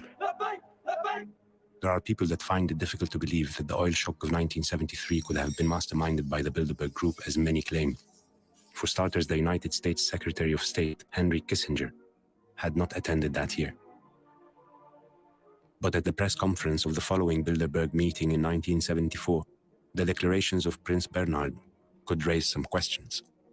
L'année dernière, le thème, c'était la possible crise d'énergie. Sans savoir, nous étions des petits prophètes et la crise d'énergie est venue beaucoup plus vite que tout le monde des participants ont pensé. I want to ask the American economist Dr. Richard T. Wolff about the relation between democracy, capital, and the Bilderberg Group. I wanted to talk to you about the Bilderberg Group. Why do you think these people meet regularly?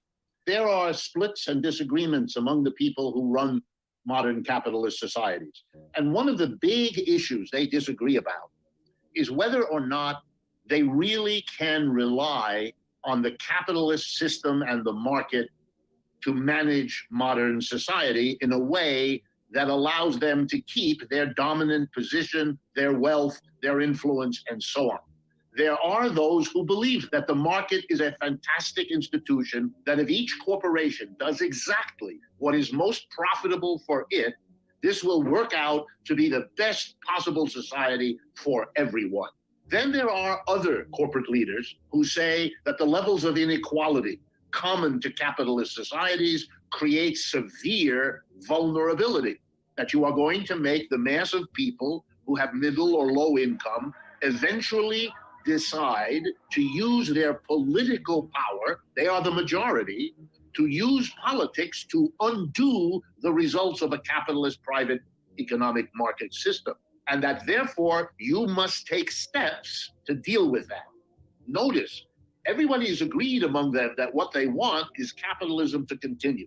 The people to run the corporations continue. But one group doesn't want to worry about taking care of social problems, and the other group does. And so they have meetings because these disagreements can become explosive. Do you think this group uses their capital to overcome democracy and the will of the people? They have no interest in democracy. They never did. And let me explain why. Every one of these people, they operate their enterprises in a fundamentally anti-democratic way. For example, the board of directors does not submit its proposals or its strategies to the entire employees to get their approval. That would be a democratic way to run an enterprise. They don't do that. What the enterprise is in capitalism is a systematic training of the population against democracy. If you spend 5 days a week, 9 to 5, at your factory or in your office, you are in an environment that teaches you to accept orders from whoever is above you in the hierarchy. There is no democratic control. We all talk about a democracy that isn't there. And partly the talk is a compensation because it isn't the reality. 300 years ago, we got rid of kings, but the kings didn't go away. They were clever. They went inside the capitalist corporation and they changed their name. It's now CEO. Would you say that these kind of groups are think tanks, or they're rather the biggest capitalist lobby ever? I prefer the lobby because thinking is not their strong suit. What they do is they hire people to do the thinking for them. I went to all the elite schools in this country. I know all these people. They're managers. That's what they've been trained to do, to manage, to identify who they can rely on, who has technical knowledge of this or that. So they bring people like me, a critic of the system. They want to know how people like me look at all of this. And I always have an ambivalent feeling, wondering to myself, who am I helping here? These are not my people. We are laughing, but it actually feels hopeless. Do you think there is any way around this? In the heyday, when these systems are powerful, they are powerful because they have persuaded the mass of people that it must be this way. From the first time I heard stories about my grandfathers, I had a heroic and maybe naive view of the world. As I grew up and learned more, that challenge was to keep the flame inside me alive. To believe that I can be part of the change. It is tempting to believe that we have no power, that our votes don't matter, that our protests don't matter.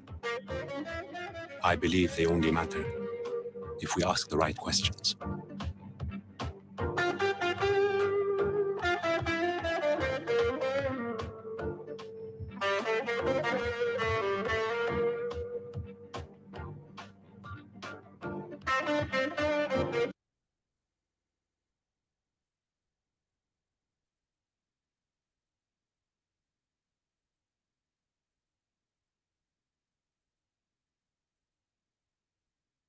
And influence aren't exactly very easy to come by. Believe me, it takes time, effort, and a healthy amount of under-the-table dealings to achieve these things. Or if you're lucky enough, you'll be born into a family that already has. Over the centuries, these particular families have managed to accumulate insane amounts of money, power, and influence, subsequently using it to place themselves in very convenient and important parts of society. These families are so powerful, they've basically won the economic game and done a tiny bit of shaping society to their whims. These are some of the most powerful families in the world. Rothschild family.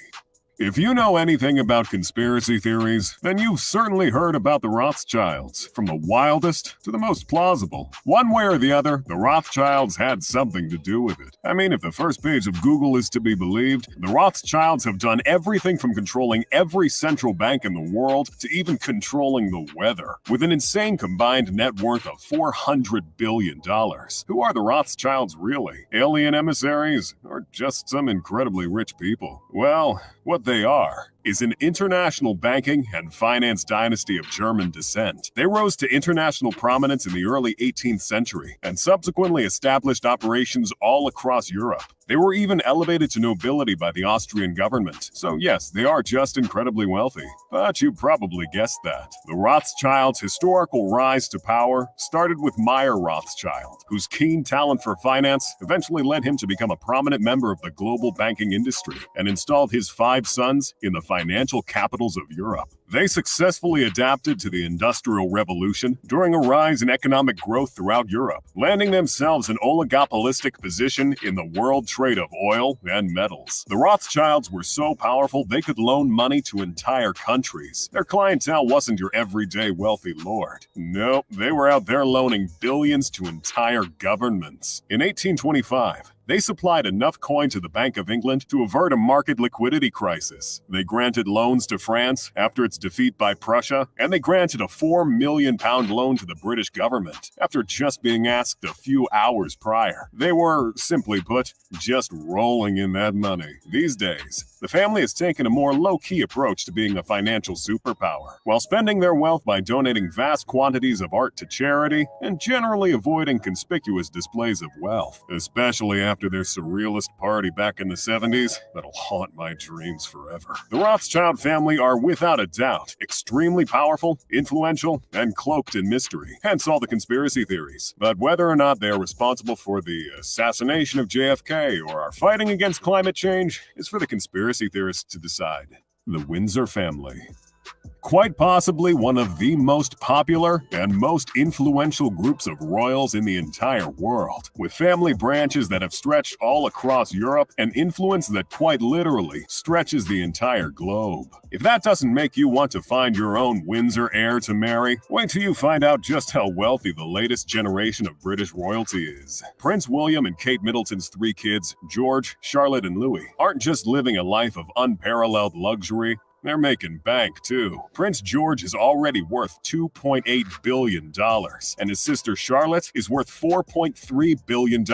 They're already making 10 digits, and neither of them is 10. Simply mind-blowing. The Windsors aren't just sitting at the top of a country with a GDP of $2.7 trillion. Their influence spreads far beyond Scotland, Northern Ireland, Wales, and England, reaching every continent on Earth. Yes, including Antarctica. Some of these countries include the South Pacific island of Tanna, where the Duke of Edinburgh was considered a literal god, and Canada, where the portrait of Queen Elizabeth is featured on their $20 bill. That might sound a little strange to you, but did you know Queen Elizabeth technically owns 1/6 of the Earth's land? Of course she's going to show up on a few bills. The Queen is technically the largest landlord in the entire world, owning more than 6 billion acres of land, and is technically the head of state of 16 countries. These countries are part of what's known as the Commonwealth realm, and are some of the wealthiest places in the world, like Australia, New Zealand, and Canada, which would technically make the Windsor family worth an estimated $25 trillion. Now that is a lot of power. The Windsors might be running a constitutional monarchy these days, but that doesn't diminish just how influential they are. I mean, people have actual tattoos of the royal family on them. I'm talking about permanent drawings of Queen Elizabeth on their bodies. You can only wish you were that popular. And what's popularity if you can't back it up with ridiculous amounts of wealth? The Windsors sure can. They own several castles, mansions, and estates, all of which are incredibly expensive, and they didn't even need to buy most of them. There's also the Royal Collection, an art collection owned by the British royal family, which is one of the largest art collections in the world, with over 7,000 paintings, 40,000 watercolors and drawings, and about 150,000 old master prints. They've got historical photographs, tapestries, and the crown jewels worth $4 billion. Pretty much everything you could consider art can be found in this collection. Some of the Windsor's luxurious royal holdings include Kensington Palace, which has an estimated worth of $630 million, and Buckingham Palace, which is worth $4.9 billion, one of the most expensive and popular buildings in the world, and they just casually live in it. Koch family.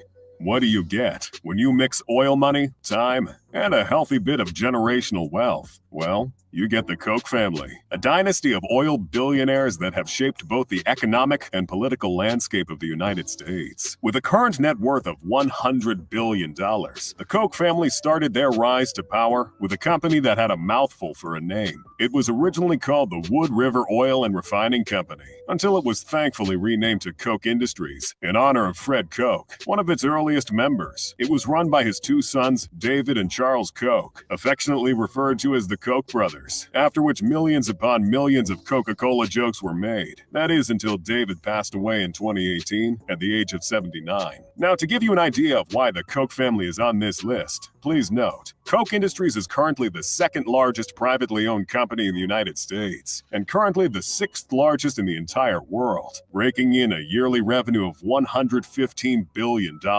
Oh, but Koch Industries isn't just rich, it's prolific as well. They've acquired so many companies and have so many subsidiaries. They effectively do everything now. And I'm not even exaggerating. These acquisitions were incredibly smart as well. Some of them include the $22.5 billion purchase of Georgia Pacific, one of the world's largest manufacturers and distributors of paper. They provide a wide variety of household products under popular names like Brawny, Angelsoft, and Vanity Fair. They also spent $7.5 billion to purchase Molex, an electronic components manufacturer, and they work with the National Guard of the United States as well. That's paper, electricity, and protection. Whatever kind of apocalypse is coming, the Koch family is ready. Not only are they wealthy, they also invest a non-significant amount of their wealth into making sure the political landscape of the country is exactly the way they want it. It turns out you don't have to be royalty, or hold any political office for that matter, to get a few politicians to speak your language. If there's one thing the Koch family is really passionate about, though, it's real estate. They purchased a multi-billion-dollar, 63-story, 4,000-unit hotel and casino on the Las Vegas Strip. And that was just the start. They plan to buy more hotels and hospitality assets. At this point, they're just trying to fill a bingo card of industries they can take over, I think.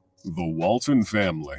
Here's a family so powerful, they have an insane net worth of $169.7 billion and own a corporation so massive, it has a net worth larger than some countries' GDP. Yet nobody really talks about them. You know what a Walmart is? I know what a Walmart is. We've all seen the memes. But did you know that there are approximately 10,500 Walmart stores in 24 countries worldwide, which employ about 2.2 million people? Well, I certainly didn't. Walmart was founded by Sam Walton in 1962. Over the years, it eventually grew into the world's largest company by revenue, earning over $540 billion, consequently turning the Waltons into the richest family in the United States. Let me tell you, Walmart is so powerful, its very existence in a community is enough to destroy whatever competition stands in its way. If a Walmart opens up in a small town, about half its retail trade will be gone in a few years, felled at the feet of this retail giant. Naturally, Walmart's customer size is frankly ridiculous. Thanks to its low prices and wide range of products, it appeals to virtually everybody and serves approximately 220 million customers every week. The Waltons have had more than one successful venture, though. You don't get over $100 billion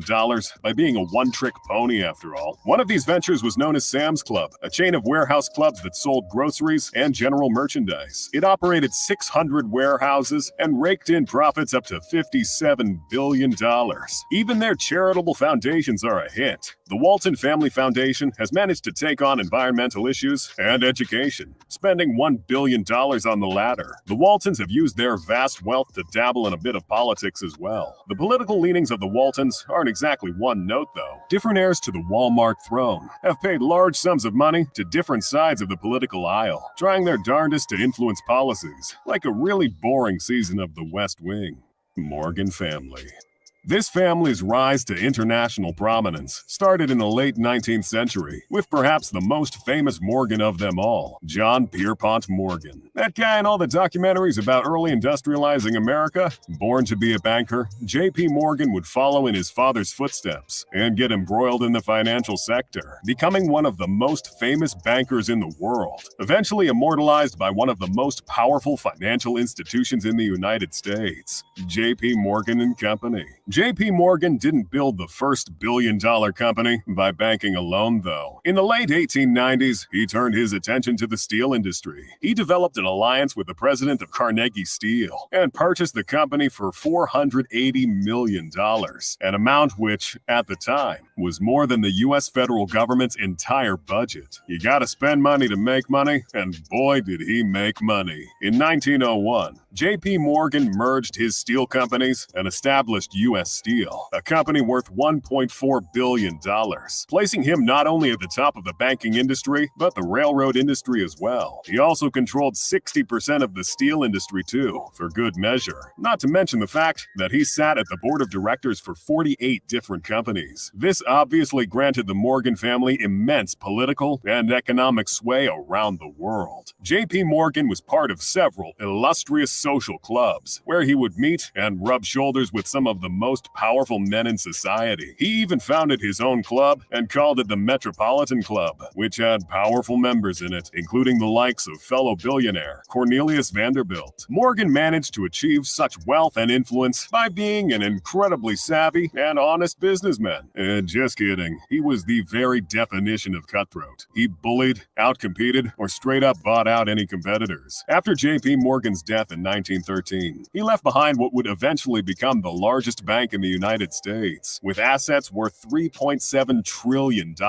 It has acquired so many banks over its lifespan that J.P. Morgan & Chase is officially the largest bank in the world by market capitalization. What else could you possibly expect from a family powerful enough to control the U.S. gold supply and organize a syndicate of bankers to stabilize the economy of a whole country? Which family do you think is the most powerful? Conspiracy theories aside. And if you want to know how these billionaire families stay so wealthy, then click on the video on the screen and find out where the richest billionaires hide their money. See you there. Money.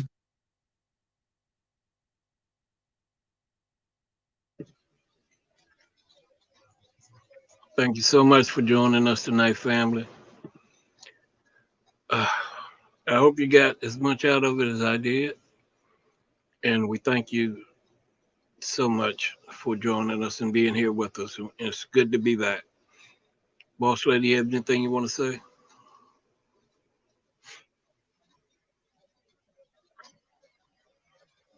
All right, family, that's going to conclude it for tonight. And we hope to see you on Wednesday. God bless and have a restful night.